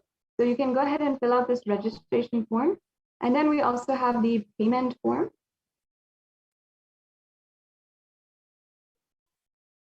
Yes, we'll be showing that in just a little bit.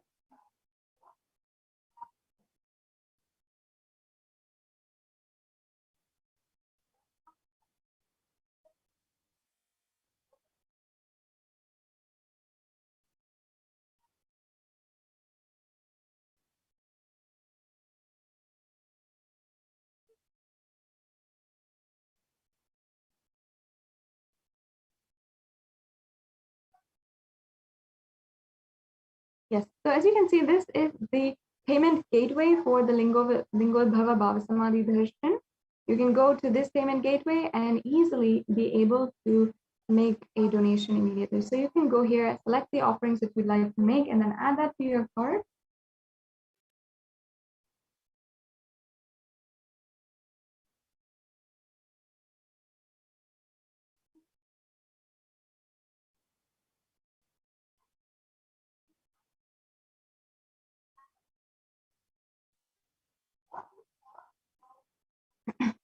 Yes, and then you can simply proceed to checkout after you have reviewed all the items in your cart. Then you'll be able to fill out your billing and payment details.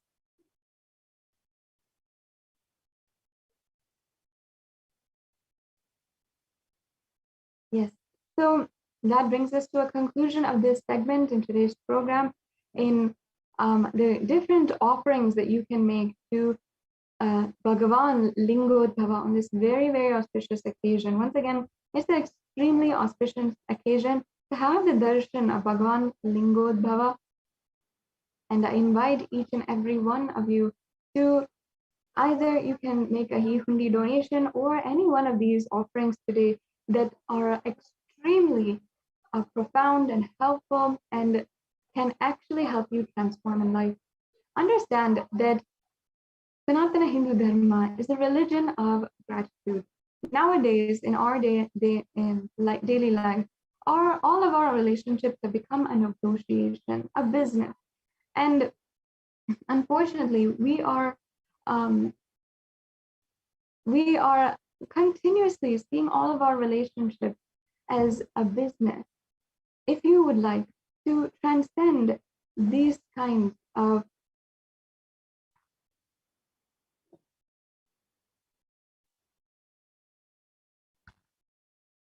we can easily transcend the way that each and every one of you relate with the divine through these offerings. And I'd like, if I can request the NTV volunteer, if you can just show the slide for the links so that any of the viewers can go ahead and go to these links for more information about the offerings that you can make. And I'll be speaking a little bit more on the various different offerings.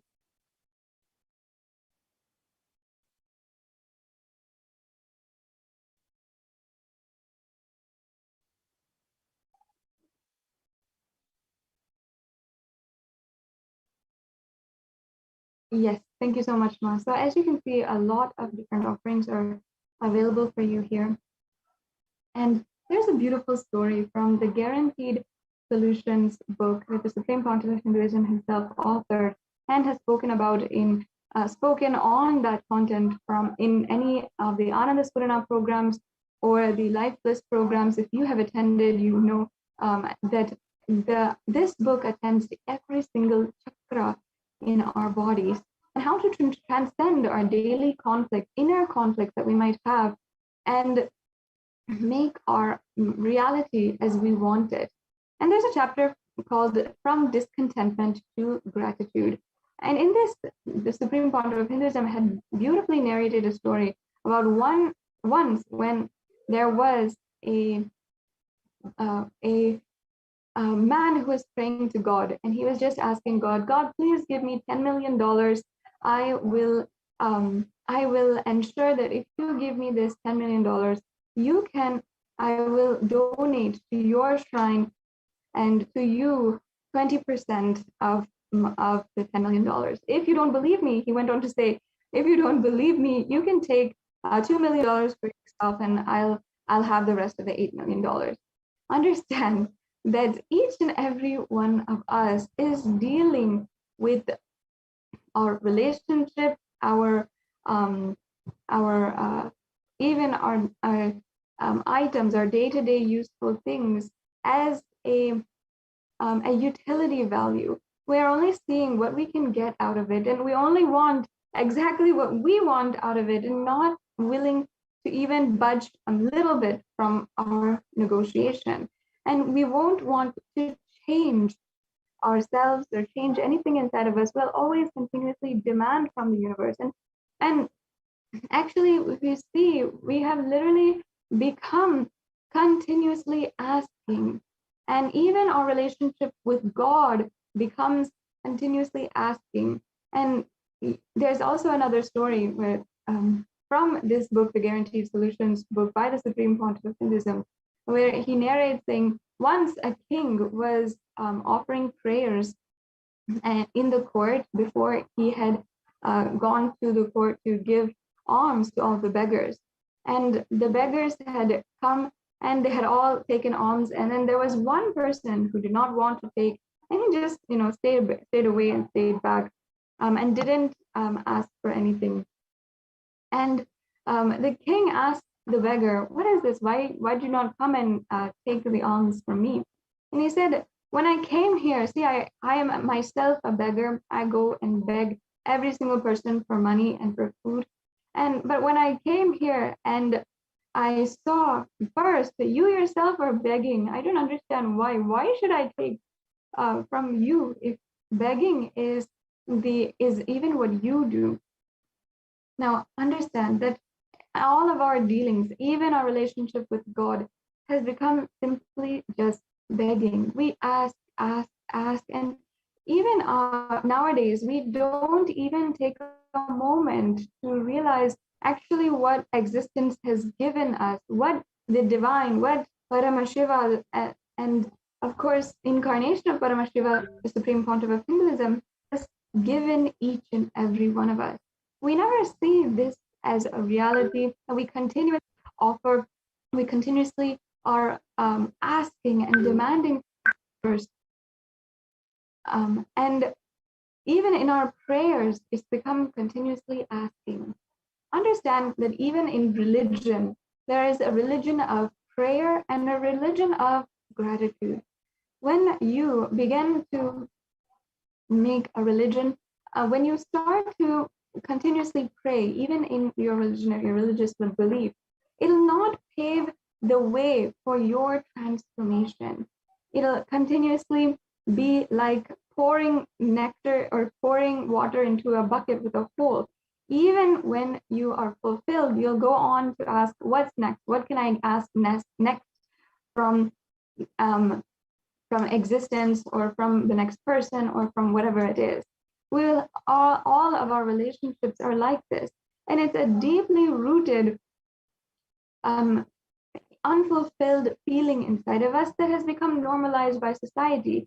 Even consumeristic society nowadays is continuously feeding us with the next developments, with the next latest technology, and we're not even seeing how much we are using up the natural resources of the earth and not seeing how we can have a more sustainable lifestyle, and continuously not even seeing how much we are demanding from the resources, from human resources, from natural resources, and continuously using it up without even once caring about the consequences. Understand that this has been going on for millennia, of this continuously greedy, asking based mentality that starts just from us, starts from discontentment with our reality, with what we feel inside. We never take a moment and decide that we should be grateful for whatever we have gotten in life, and we decide what we need. There's two stories that I would like to narrate again, which the Supreme Pontiff of Hinduism had written in this book.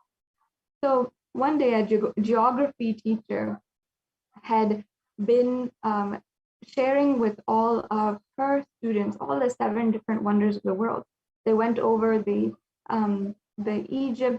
pyramids in Egypt. They went over the Taj Mahal. They went over the Great Wall of China, and they saw all these man-made great structures that we consider as the 7 wonders of the world.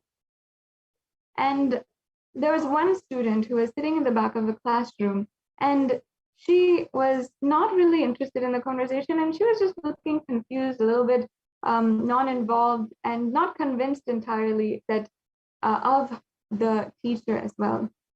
So the teacher asked her, "What's going on? Why are you quiet and not participating in this exciting conversation about the 7 wonders of the world?" And she said, "Surely there can't be 7. There has to be more than just 7 wonders of the world. And for me, it's not just these that I can see, that I can hear, that I can speak, that I can enjoy my life, that I can love another person, love other things.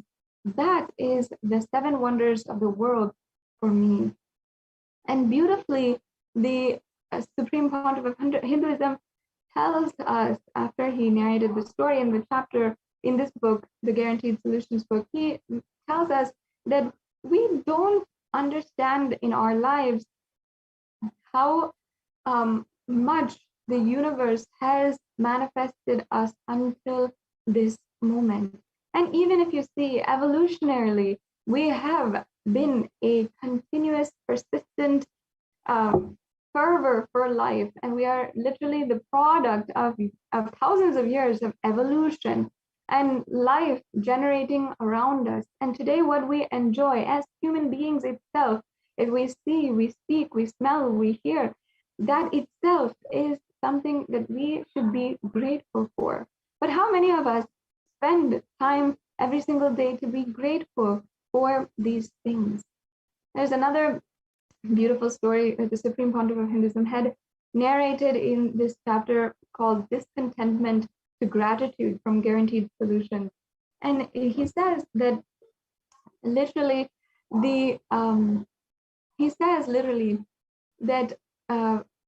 beautifully, there's a story where a man was having a dream at the end of his life. He is maybe 50 to 60 years old, and he was having a dream, and he saw his entire life like a seashore, like a beach. And he saw that continuously, he was a very faithful man, and he always, he always believed that God was with him, and that God had been with him no matter what. And he had that insurmountable faith in God. And he had seen in this vision that he had, where he had seen 2 pairs of feet walking along the beach. And he continuously saw 2 pairs of footsteps walking along. But at the times when in his life when he was feeling depressed and lonely, hopeless and desperate in the world, in that time, literally, he was feeling like, how could I be alone in those times? And he suddenly prayed to God, and he said, God, how could you leave me in these times? How could you leave me when I really needed you the most? And suddenly God responded to him, saying, understand, it is not your footsteps that are on the beach at those times. I was the one who is carrying you through those times. What you are seeing is not your footsteps, but mine. Understand, this is such a beautiful way that we should. And these offerings that you can make, offering out of gratitude, is simply offering a gratitude for God, for Paramashiva, for existence, being there with us no matter what. All of the Kailashians across the world who see Guru, who see the Supreme Pontiff of Hinduism as our Guru, we should first understand that the Supreme Pontiff of Hinduism, no matter what, has always been there with us. And for myself, and I know for many of you, we have always been for many years now, even for some of us 5 to 6 years, for some of us even to 10 to 15 years, been with the Supreme Pontiff of Hinduism, been a devoted devotee of the Supreme Pontiff of Hinduism. We all see he is our Guru and he is our God. And we might forget that he has been there continuously throughout our lives. But understand, even in our times, when we are feeling depressed, lonely, it is not us that we are alone in those times, but just because we got through. If we know we got through those moments, it is because Swamiji has literally carried us through those times. And each and every one of us can make an offering today out of our utmost gratitude that the Supreme Pontiff of Hinduism has carried us ultimately through these extreme times. Such a beautiful sacred sentiment is gratitude that we often forget in our lives, especially when we're leading a lifestyle of complete consumerism, and we're not even once taking a minute to see how we can offer our gratitude, not even once for, even Thanksgiving has become a market for giving thanks and gratitude, but it's not actually an experience. Many of us are, we celebrate Thanksgiving once a year, but every single moment, every single day, every single moment of our lives, we should be grateful for what the Lord, what the existence has done for us. And there are two different types of religions in the world: the religion of prayer and the religion of gratitude. Any one of these offerings that we have gone over today is a very, very powerful way that you can experience gratitude and understand that gratitude is nothing but a jumping board, a jumping board for you to experience oneness in your life. So I invite each and every one of you once again, can we go to the slide with the links, all the different links? I'd like to briefly show all the different links. So as you can see, these are all the different offerings. Thank you so much, Ma. Really appreciate your patience. And I'd also like to briefly go over how you can make an e-hundi offering. So in the registration form here, we have several different options. The registration form is for you if you're interested in making an offering, or if you need help in manifesting or you want more details. I encourage you, each and every one of you, to register. And can we also, if we can go to and screen share the YouTube, I'd like to show the viewers how you can make an e-hundi offering. And we can briefly show at the live YouTube video. And if you are joining in with us from Facebook or Twitter or Instagram, I invite you to come join us on YouTube, and you can make an e-hundi offering right away.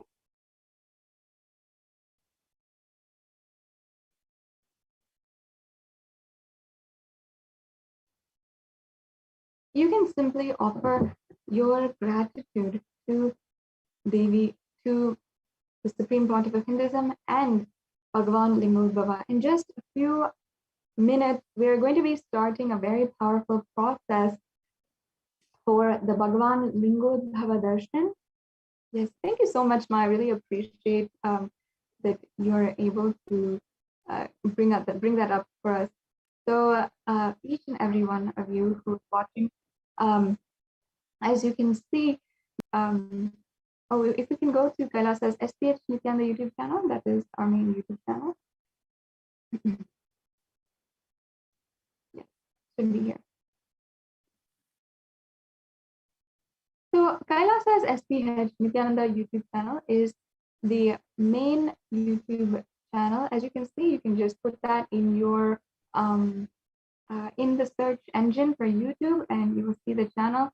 And then you can right under that see the live Lingotbhava Bhavasamadhi Darshan, which you have here. We can go ahead and click on that, and then yes, thank you so much. So for all of you who are watching, as you can see, you can make a donation, and I see many of you have already are making donations right now.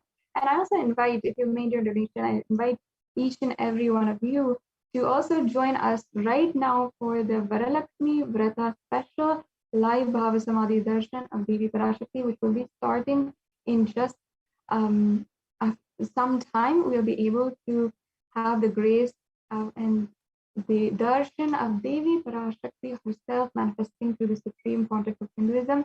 It's a very, very, very auspicious occasion for us to join in, and I invite each and every one of you. Of course, it is a completely free program, and you can join in the link provided below. Please register at events.kailasa.org, and you can go ahead and do that. And so as you can see, this is Kailasa's HDH Nithyananda YouTube channel, and I invite each and every one of you to make sure that you subscribe to our channel, and you can like this channel as well. Sorry, like this video. Also, an option join as a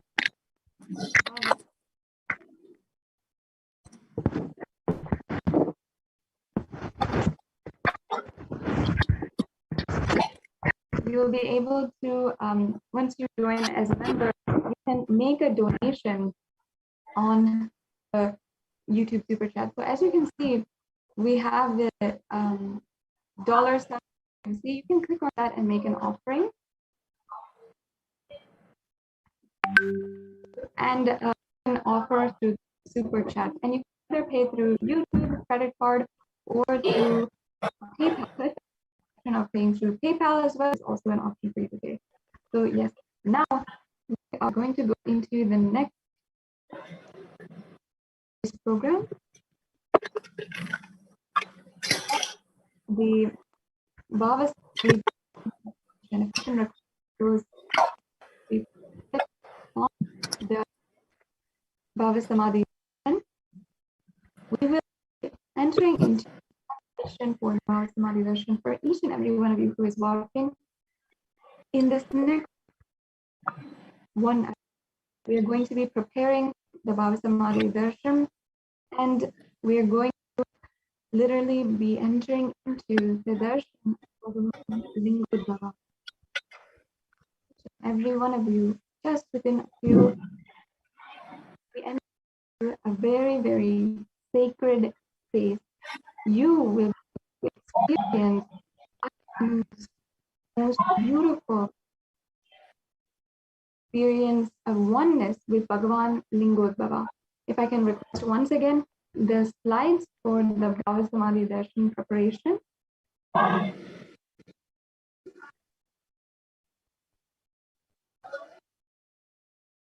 We'll be entering into understanding what is the Bhavasamadhi Darshan, the science of Bhavasamadhi Darshan, and also we'll be understanding how we can be able to experience oneness, and how the Bhavasamadhi Darshan is actually a science which can help you and which can ensure that you are transcending all of your different fears, conflicts, depression as well, and anything that you're going through. Then we'll be offering the Paramashiva Dhyana Mantra. Yes, Ma. Thank you, Ma, for getting those slides up for us. And we will be entering into the mantra is a way that you can experience a very, very beautiful way where entering into the divine presence of Bhagavan Lingotbhava. Paramashivoham is a very sacred experience. Be able to experience those. Let's see how it has so many different various benefits, whether it is long-lasting relationship or it is the wealth and abundance, or having so many different kinds of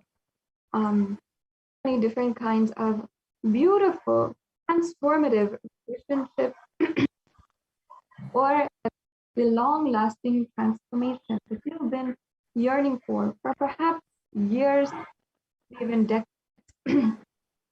which you wanted might be. We are through Paramashivoham mantra, and as we are going into the Paramashivoham mantra, we will be able to relax in the presence of Paramashiva himself. You see that just this mantra has the power to really make you into the most powerful version of yourself. So I made and request that each and every one participant who is joining us on YouTube or on Facebook, on Twitter, Instagram, and you can I request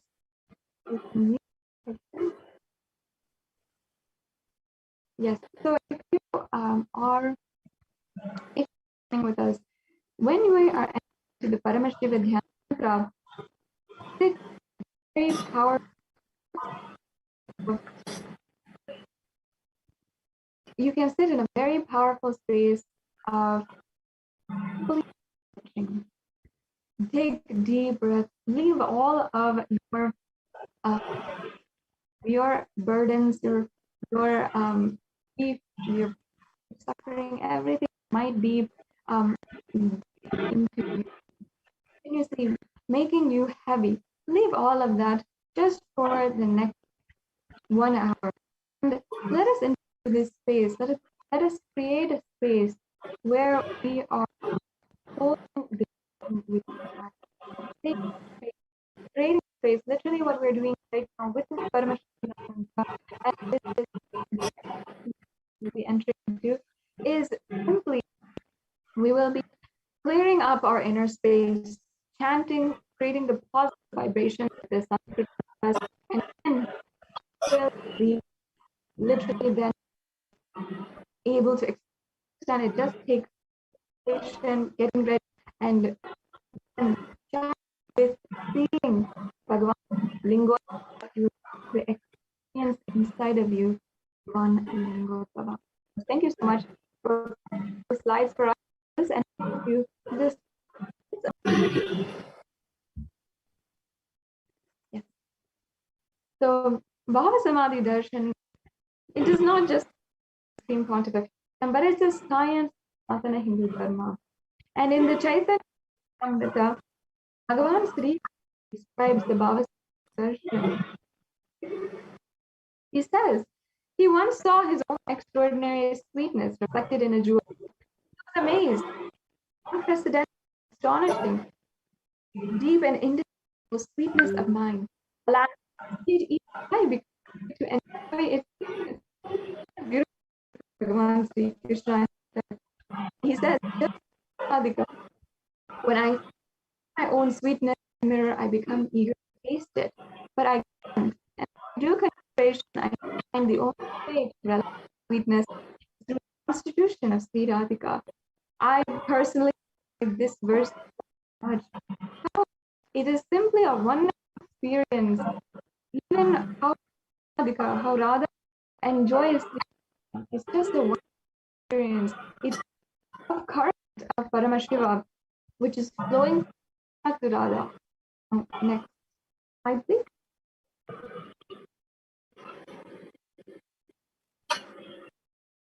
And we have next the Bhavasamadhi Darshan and the understanding for the Bhavasamadhi Darshan.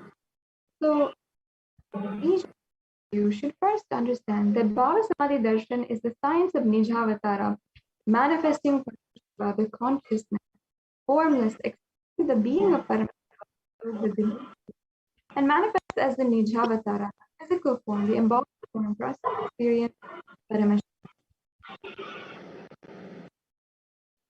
And as an example, Devi Parashakti expresses through the being of the Rajarajashri and manifests the physical form, Devi Meenakshi.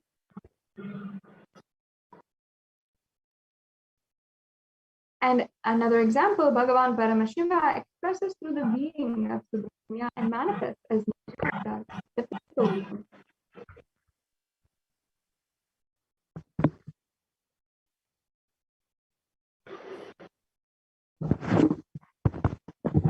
And Bhagavan Paramashiva expresses the being of Arunagiri Yogeshwara and manifests as Nijara, the physical form, supreme pontiff of.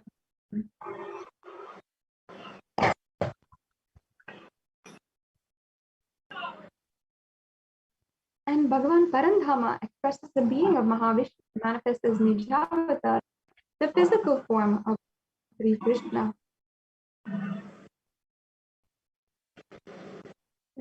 Avatar, the deity, reflects the consciousness and manifestation of the being of super consciousness. Being mature enough to receive the higher level experiences from the Archavatar deity. The avatar, the physical form, comes to bridge and create experience of consciousness inside of all of us. And the avatar, being none other than the pontiff of Hinduism, Samadhi Darshan and the Nijavatar, manifesting beings of various dimensions of Paramashiva. The components and the consciousness of those dimensions of Paramashiva are awakened inside of us. And the dimension of Paramashiva manifesting in the Nijavatar, for us to experience the same is Bhavasamadhi Darshan.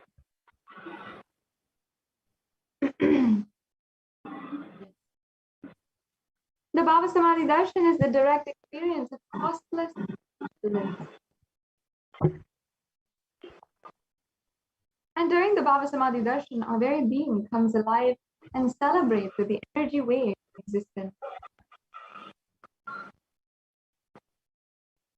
Our very muscles learn to imbibe and radiate Paramashiva.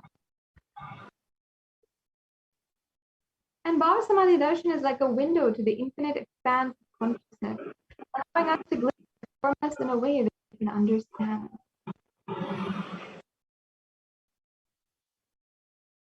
And even without much effort from our side, our very biomemory awakens to the space of Paramashiva, the ultimate consciousness during the Bhavasamadhi Darshan. And to have a glimpse of having the darshan of an avatar cleanses the life karmas and deep and lasting information of each of us. And now, what is the space which we can hold so that we can and consciousness, small level, ultimate conscious level, darshan, meditation, preparation. As a preparation helps us fall into that space of gratitude, and it is during that time we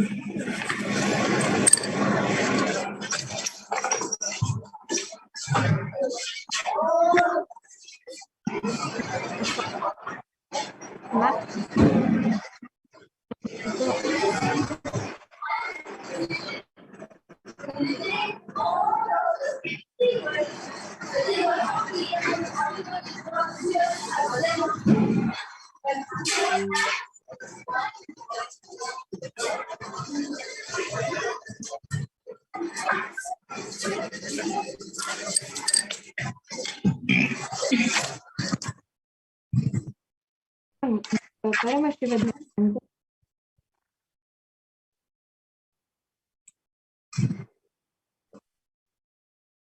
Yes.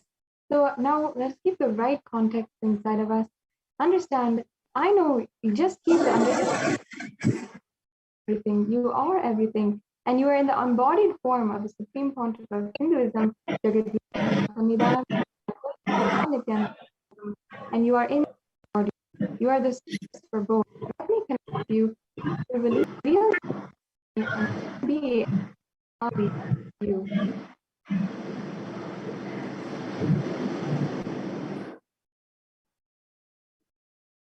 Upachara Puja, and let's get started into the Bhavasamadhi preparation with the Paramashivoham mantra. Started? I can repeat this nice Paramashivoham.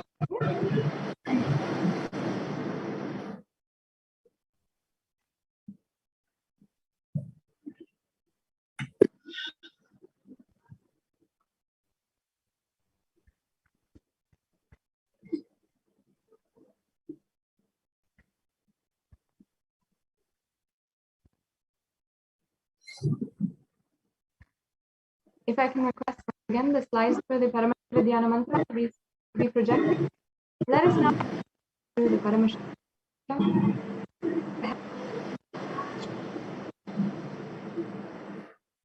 Unclutch from all the thoughts inside of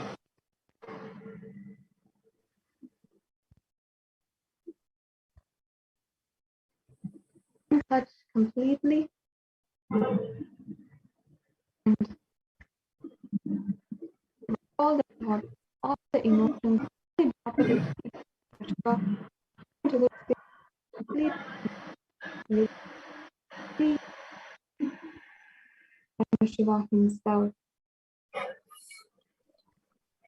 If we can go to the beginning of these slides.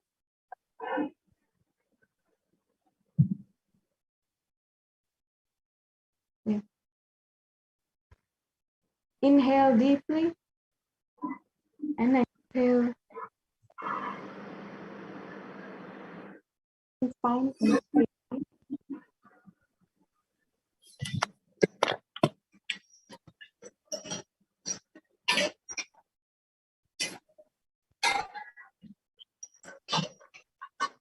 Let's now. Yes, we can go on.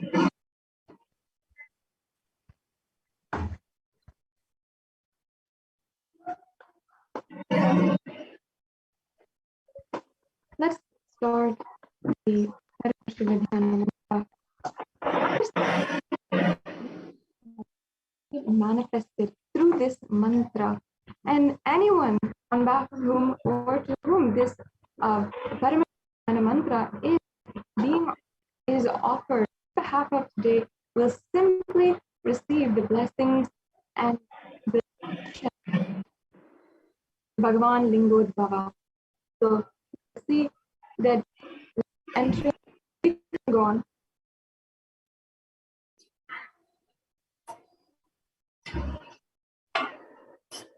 And sit with your head back and spine straight line.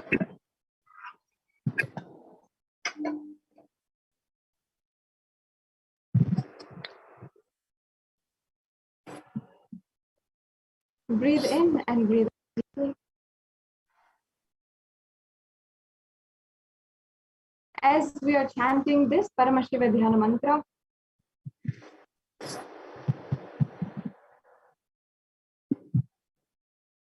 just listen to the deep space, the receptivity.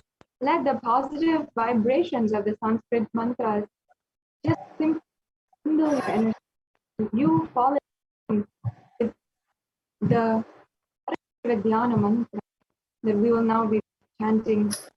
That your whole fall with the Paramashivoham mantra.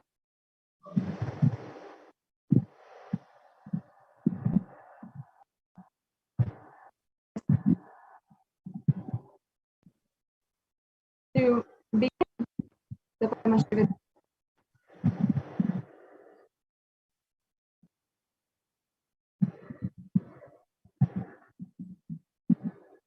Breathe in and out.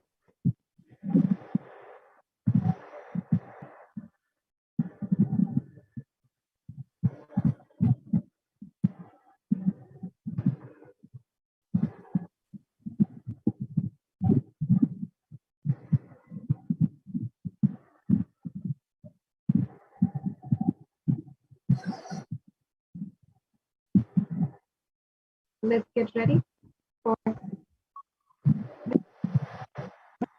himself in the form of Bhagavan Lingotbhava, Arunachala.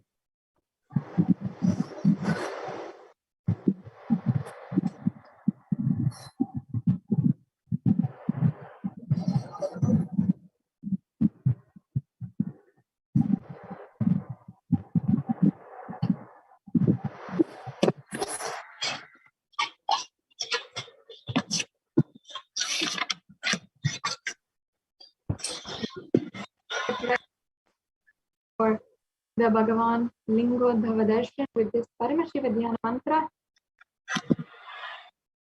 Sit in a deep meditative space. Before we enter into the Paramashivoham mantra, make sure that you are incredibly most and inside of you. Switch off your phone for a few minutes. Now give this time to yourself to help you experience the ultimate. We'll be shortly entering into this Paramashivoham mantra. So let's get ready and let's ensure we are. Let's ensure are absolutely ready. Turn off your phones just for a few minutes. A few minutes away from your work will not do any harm to you. So make that you're entirely relaxed, and we will be beginning Paramashivoham mantra.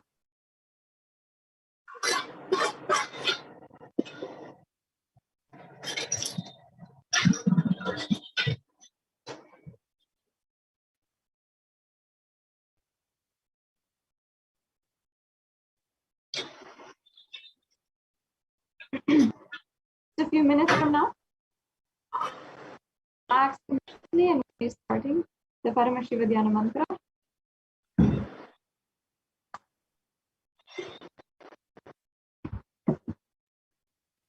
Om Nithyananda Paramashivoham. Om Nithyananda Paramashivoham. Om Nithyananda Namaha. Om Ham Shivaya Namaha. Om Anandam Paramasudadam Kevalam Jnanamurtim Dvandvatitam Sarisham Tattamasyadilakhyam Ekam Nityam Achalam Sarvadi Sakshibhutam Bhavatitam Trigunahitam Sadgurum Tam Namami. I surrender to that Sadguru who is the eternal bliss, the bestower of supreme happiness, the one who is the embodiment of wisdom, who is beyond duality, who is omnipresent, to whom the supreme goal is giving the enlightenment experience, who is eternal, pure and unshakable, who is the silent spectator of all thought processes, who is beyond emotions.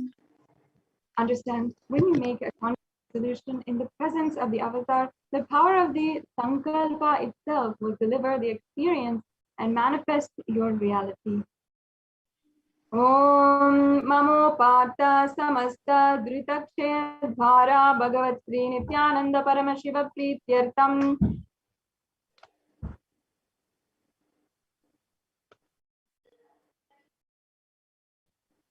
I am taking this conscious resolution for destroying all karmas and sins, and in the order to please Bhagavan Sri Nithyananda Paramashivam. Asya Devasya Mahadevasya Akhilandakoti Brahmandanayakasya, who is the God of all gods, who is the greatest of gods, Lord of the universes and multiverses, who is the Lord of the cosmos. Sakala Jagat Srishti Sthiti Samhara Tiro Bhava Anugrahakya Panchakritya Parayanasya, the one who does the cosmic actions of creation, sustenance, rejuvenation, pulling out of delusion and liberation.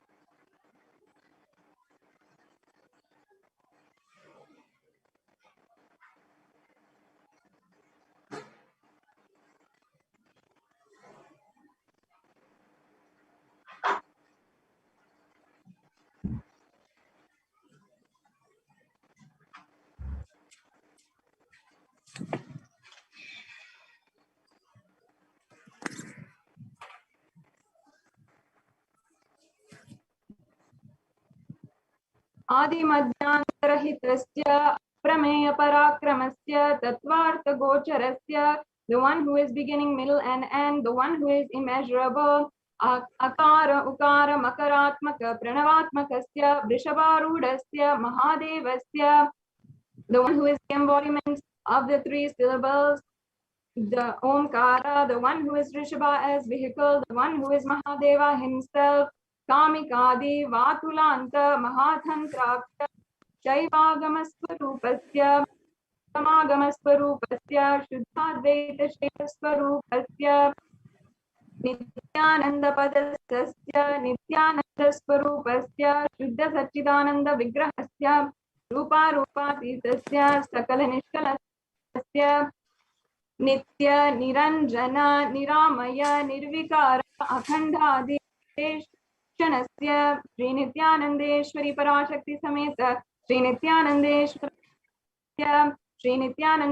Parashakti Sameta Sri Nithyanandeshwara Paramashiva Avatara Bhutasya Sarvadeva Devi Swarupasya Bhagavataha Sri Nithyananda Paramashivasya Cha Prityartam Shubhe Shobhane Muhurte Adya Brahmanaha Dvitiya Pararte Shri Shvetavaraha Kalpe Vaivasvadamanvantare Ashtavimchati Tame Nitya Yuge Pratame Pade Jambu Dvipe Bharata Varshe Bharadak Kandhe Meroho Dakshine Parshve Sakhabde Asmin Vartamane Vyavaharike Prabhavadinam Shashyaha Samvatsaranam Madhye Shubhanama Samvatsare Shubhayane Shubharato Shubhamase Shubhapakshe Asyam Shubhadito Shubhavasara Yuktayam Shubhanakta Shubhayoga Shubhakarana Evam Guna Visheshana Vishishtayam Asyam Shubhadito.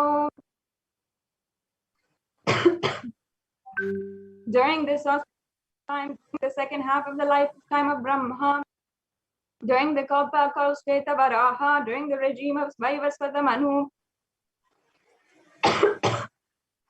during the first quarter of the Yuga called Nitya Yuga, in the island called Jambu, in the continent called Bharata Varsha, the Indian subcontinent called Bharata Kanda, in the southern side of Mount Meru, in the Shaka era,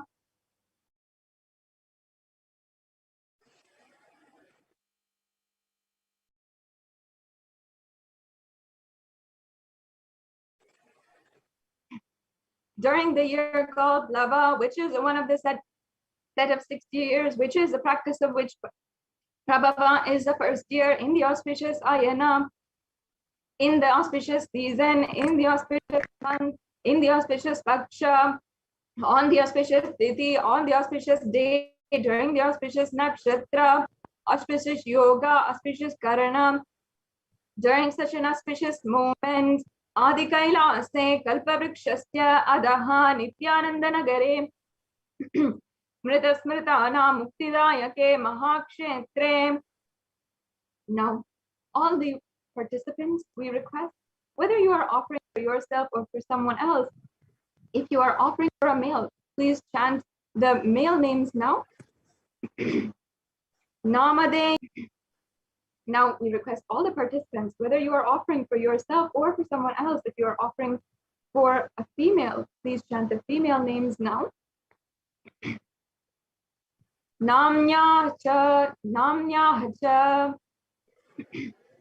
Yajamananam avayoho sahakutumbhanam bandhuvarghanam dayadivarghanam mitravarghanam shodaravarghanam samesham sarvabhishta siddhyartam sarvamangala avapyartam uttarotta anavachinna sthiralakshmi prapyartam. Always let there be all types of good and auspiciousness.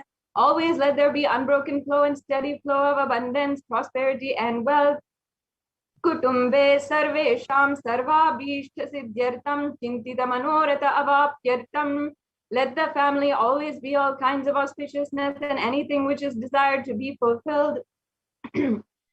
Samesham adivyadi nivridyartam samesham shiradipada pariyantam vidyamananam sameshu angeshu janita janasya mana sakala vidanana vidayo roganam vyopohartam tadvara aroga drirgatrava puhu siddhyartam.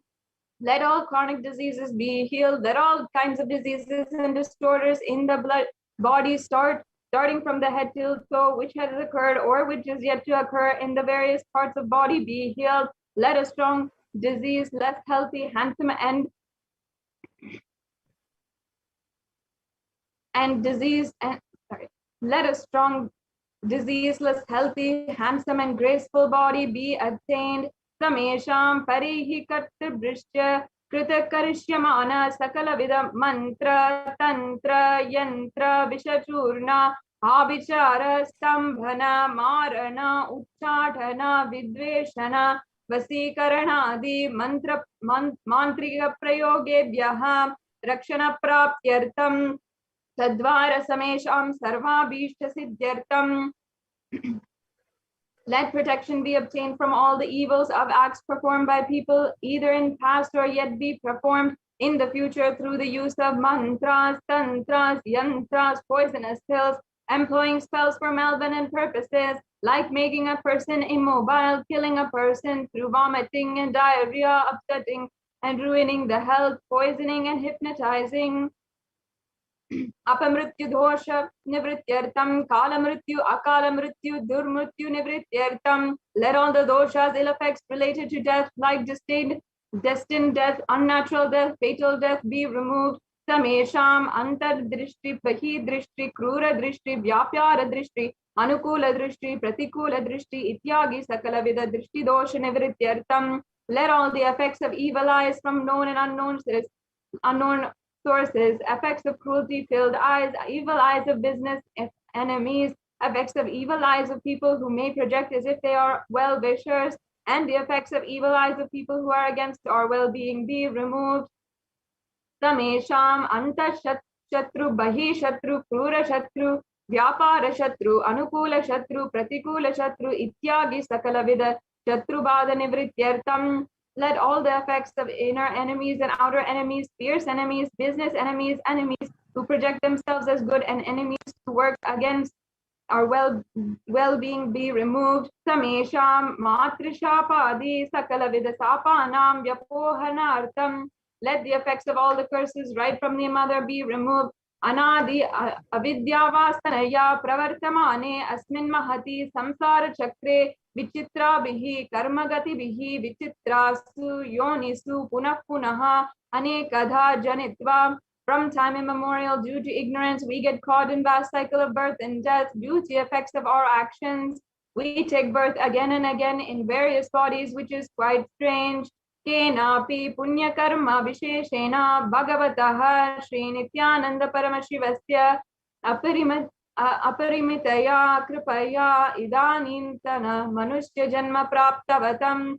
Yet due to some good action with extreme immeasurable compassion and grace of Bhagavan Sri Nithyananda Paramashivam, we have been blessed with a human body. Samesham iha janmani purva janmani janmantareshu sarvehi Kritanam Shivaninda Devi Ninda Guru Ninda Dosha Sarva Paradha Devya Paradha Purva Paradha Dosha Vapohartam. Any kind of abuse we may have done to Paramashiva, Parashakti and Guru in the present birth, past birth, or in any of the births be removed. Any kind of crimes, offenses committed against Paramashiva, Parashakti and Guru to be removed.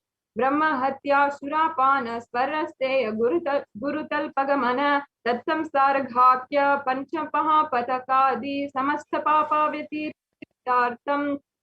Let the 5 great sins, like killing a Brahmin, drinking prohibited alcohol, stealing gold, having relationships with Guru's wife, one's own mother, elder sister, and other such motherly figures, and associating with those people who have committed one or other above mentioned sins be removed. Apiche sarve balye vayasi kaumare yovane vardhakye cha. Let all the karmic effects of actions done as a child, adolescent, youth, and as an old age person be removed. Jagrat swapna shushupti avastasu. Let all the karmic effects of the action done in the wakeful dream or deep sleep state be removed. Karmendriya jnanendriya vyaparehi Sambhavitanam Rahasyakratanam Prakashakratanam.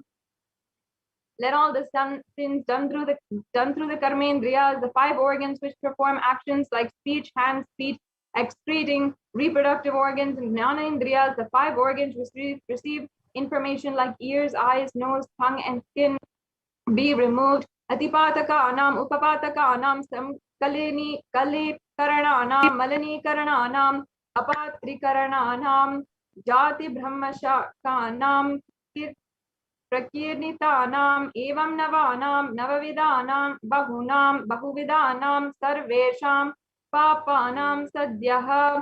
Let the sins which were done openly or secretly, the greatest of the great sins, minor of minor sins, multiple sins, and sins like raping a woman, unjustifiable sins, sins of destroying the caste system, narrow-minded sins, such 9 sins, and 9 types of sins, more sins and more types of sins be removed immediately and instantly. Apanodana dvara samasta mangala prapyatam Shiva bhakti, Devi bhakti, Guru bhakti siddhyatam, Paramashivatva, Paramashiva sthiti, Paramashiva shakti siddhyatam. Through the removal of sins, let us be showered with all auspiciousness, and let Paramashiva bhakti, Devi bhakti, and Guru bhakti be obtained. Let the state of Paramashiva, space of Paramashiva, and powers of Paramashiva be obtained.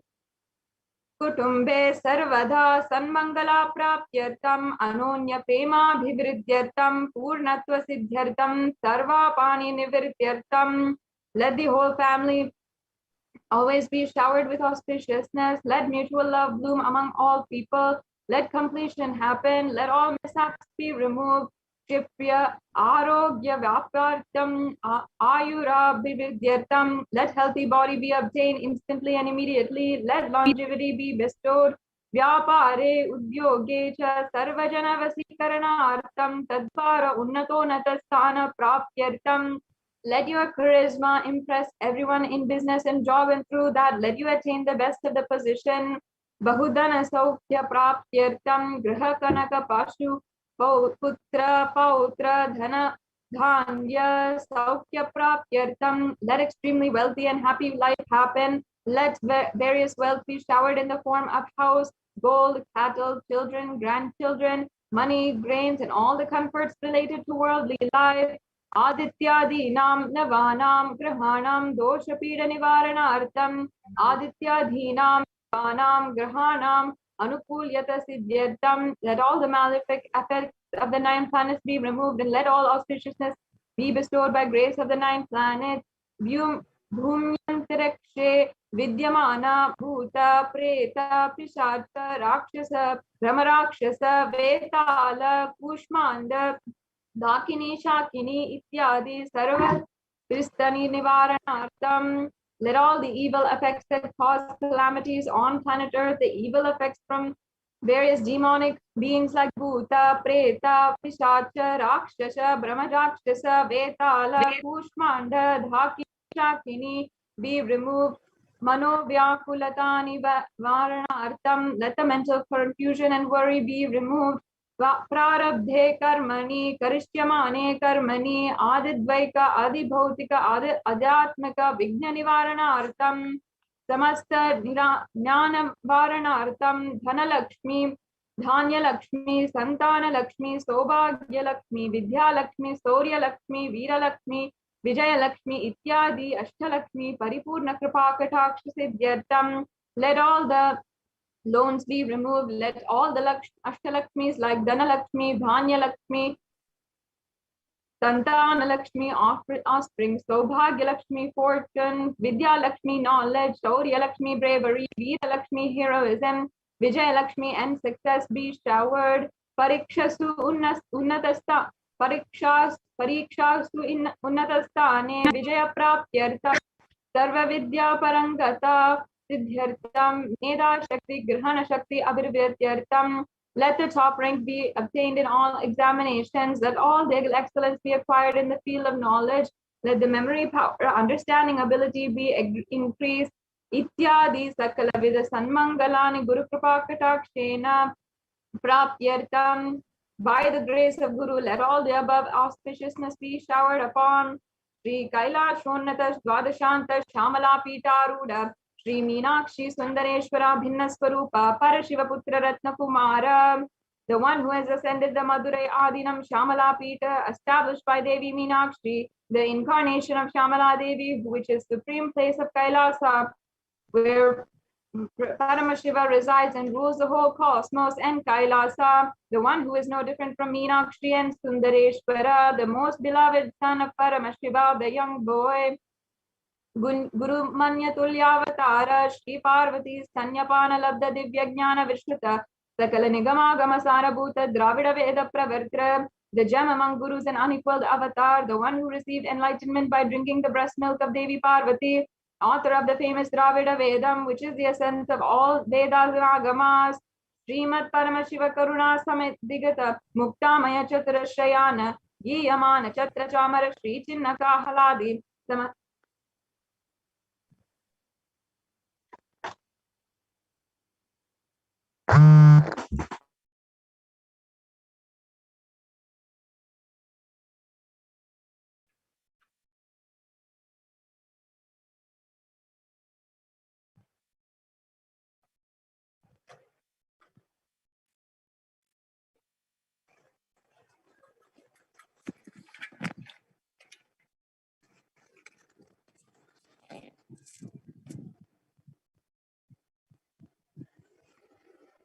Srimad Paramashiva Karuna Samedigada Muktamaya Chatra Shayana Giyamana Chatra Chamara Shri Chinnaka Haladi Samasta Virada Valyalankarita Jnana Vijnana Chakravarti, the one adorned by the quadrangular palanquin made of pearl received by the grace of Paramashiva, adorned by musical instruments, the umbrella Chamaram, the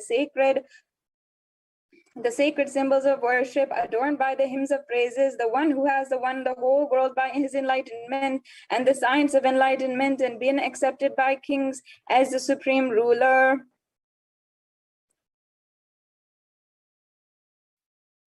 Sarva Jana Sangha Sadyo Nirvana Diksha Pavaga Varga Vishrana Jimuta Paramata Kalapa Kesari, the shower of Vihamukti, an immutable state of enlightenment, immediately by Nirvana Diksha to all people, the one who creates bliss, protecting leader, the roaring lion and trumpeting young elephant for religions.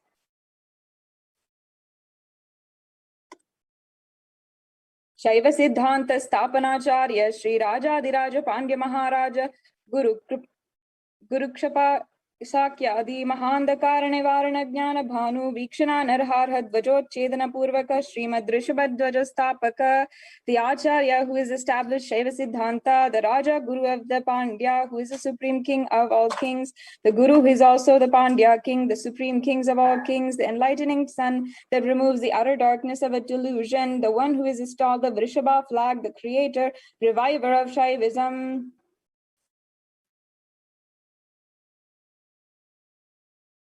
Shaiva Samaya Kartra Sarvagna Pita Ruda Shri Jagat Guru Shri Jnana Sambandha Deshika Swami Vagisha Sundara Manikka Vachiga Swaminam Avatara Bhuta Shri Jnana Sambandha Swami Punarudrita Shamala Pita Sarvagna Pita Trinavad Uttara Dvishatatama Guru Mahasannidhana, the one who is the ruler of the Sarvagna Pita, the seat of omniscience, O the avatar of such with above mentioned attributes, the Guru of the whole world, the Shri Jnana Sambandha Deshika Swami Appar Sundhara and Manikka Vachikar Swami, O the ruler of the kingdom of enlightenment, the Shamala Pita Mahasamsthana, which has been revived by Jnana Sambandha Swami, O the one who has ascended the seat of omniscience, the 293rd Guru Mahasannidhana.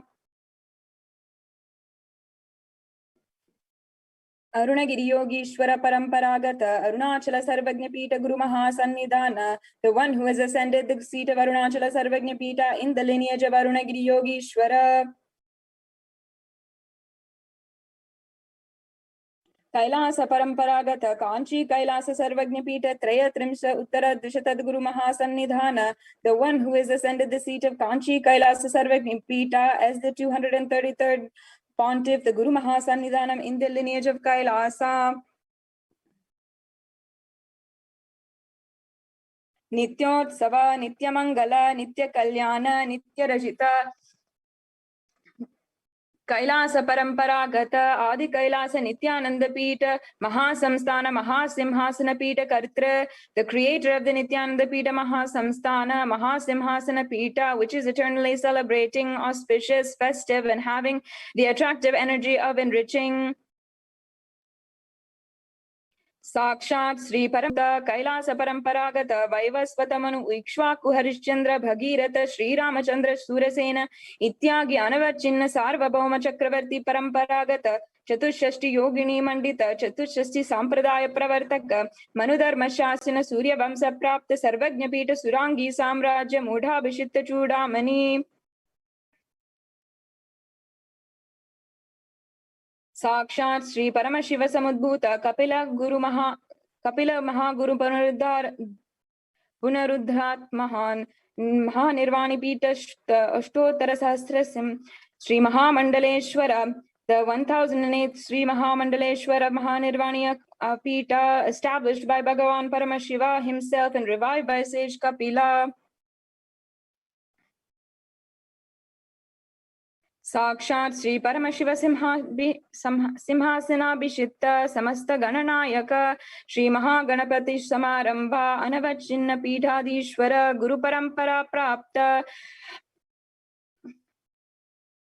अटल पीठ अष्टोत्तर सहस्र श्री अटल पीठाधीश्वर 1008 श्री अटल पीठाधीश्वर अवतार पीठा which has an unbroken lineage of pontiffs starting from Bhagavan Mahaganapati who is the leader of Ganas and who is coronated by Bhagavan Paramashiva himself. धर्म मुक्ति स्वर्ग पुरस्वर्ण पीठ त्रयोविंश गुरु महासन्निधान the 23rd Guru Mahasannidhana of धर्म मुक्ति स्वर्ग पुरस्वर्ण पीठ कैलास परंपरागत आदिपीठ सर्वज्ञ पीठ जगत गुरु the जगत गुरु of आदिपीठ सर्वज्ञ पीठ in the lineage of Kailasa. Shri Kailash पुनरुद्धारक Shri Kailash परमाचार्य Shrimad Paramhans परिव्राजकाचार्य वर्य सच्चिदानंद प्रोत्रिय ब्रह्मनिष्ठ श्रीमद जगत गुरु श्रील श्री भगवत श्री नित्यानंद परमशिव श्री ज्ञान संबंध देशिक परमाचार्य स्वामी नाम प्रीत्यर्थम who is the state of Paramahamsa, the Acharya of sannyasis and parivrajakas, the embodiment of the pure truth, consciousness and bliss, the embodiment of the sacred syllable Om, the knower of the Vedas, the one who is established in the super consciousness.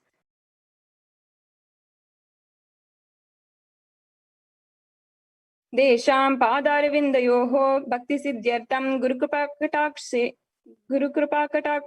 सिद्ध्यर्थं क्षेमस्थैर्य वीर्य विजय आयुरारोग्य ऐश्वर्याणाम् अभिवृद्ध्यर्थं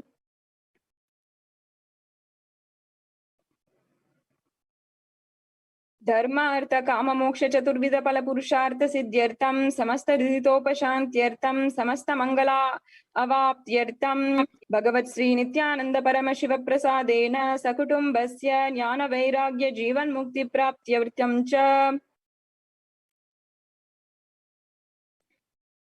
श्री नित्यानंदेश्वरी पराशक्ति समेत श्री नित्यानंदेश्वर परमशिवस्य श्री नित्यानंदेश्वरी पराशक्ति समेत श्री नित्यानंदेश्वर परमशिव अवतार भूत सर्वदेव देवी स्वरूपस्य भगवतः श्री नित्यानंद परमशिवस्य च ध्यान षोडशोपचार सर्वोपचार अर्चनाराधना पूजा प्रार्थनां करिष्ये।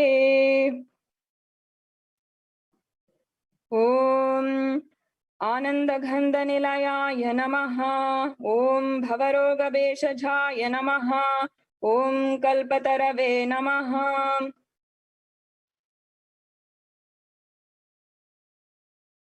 ओम पशुपतये नमः। ओम पाशविमोचकाय नमः। ओम ईप्सितफलदायकाय नमः। ओम भाग्यवृत्ति परिवृत्तकाय नमः। ओम आदिव्याधिनिवासकाय नमः। ओम समस्त कल्याण गुणान्विताय नमः।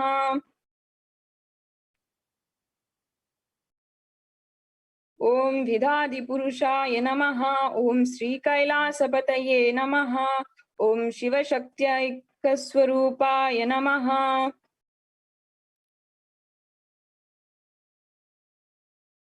ओम ह्रीं नित्यानंदाय नमः। ओम हां हों शिवाय नमः।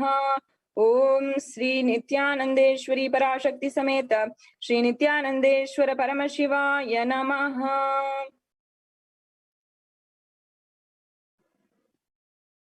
Om Sri Nithyanandeshwari Parashakti Sameta Sri Nithyanandeshwara Paramashiva Avatara Bhuta Sarvadeva Devi Swarupaya Srila Sri Bhagavat Sri Nithyananda Paramashiva Sri Jnana Sambandha Deshika Paramacharya Swamine Namaha.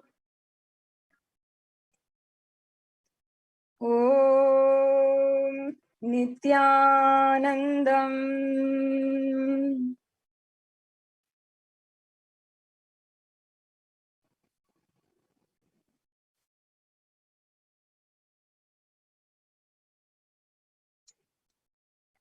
Now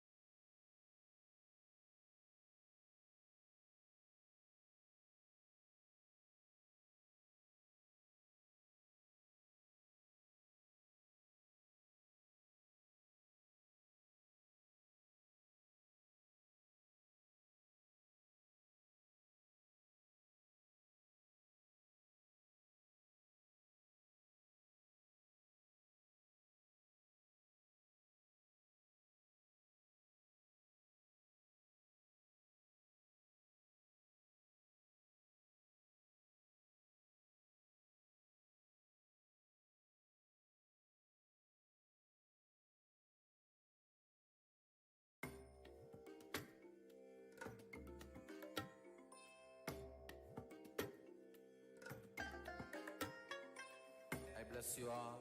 Let you all open all your three eyes and manifest the powers of Mahasada Shiva. Oh.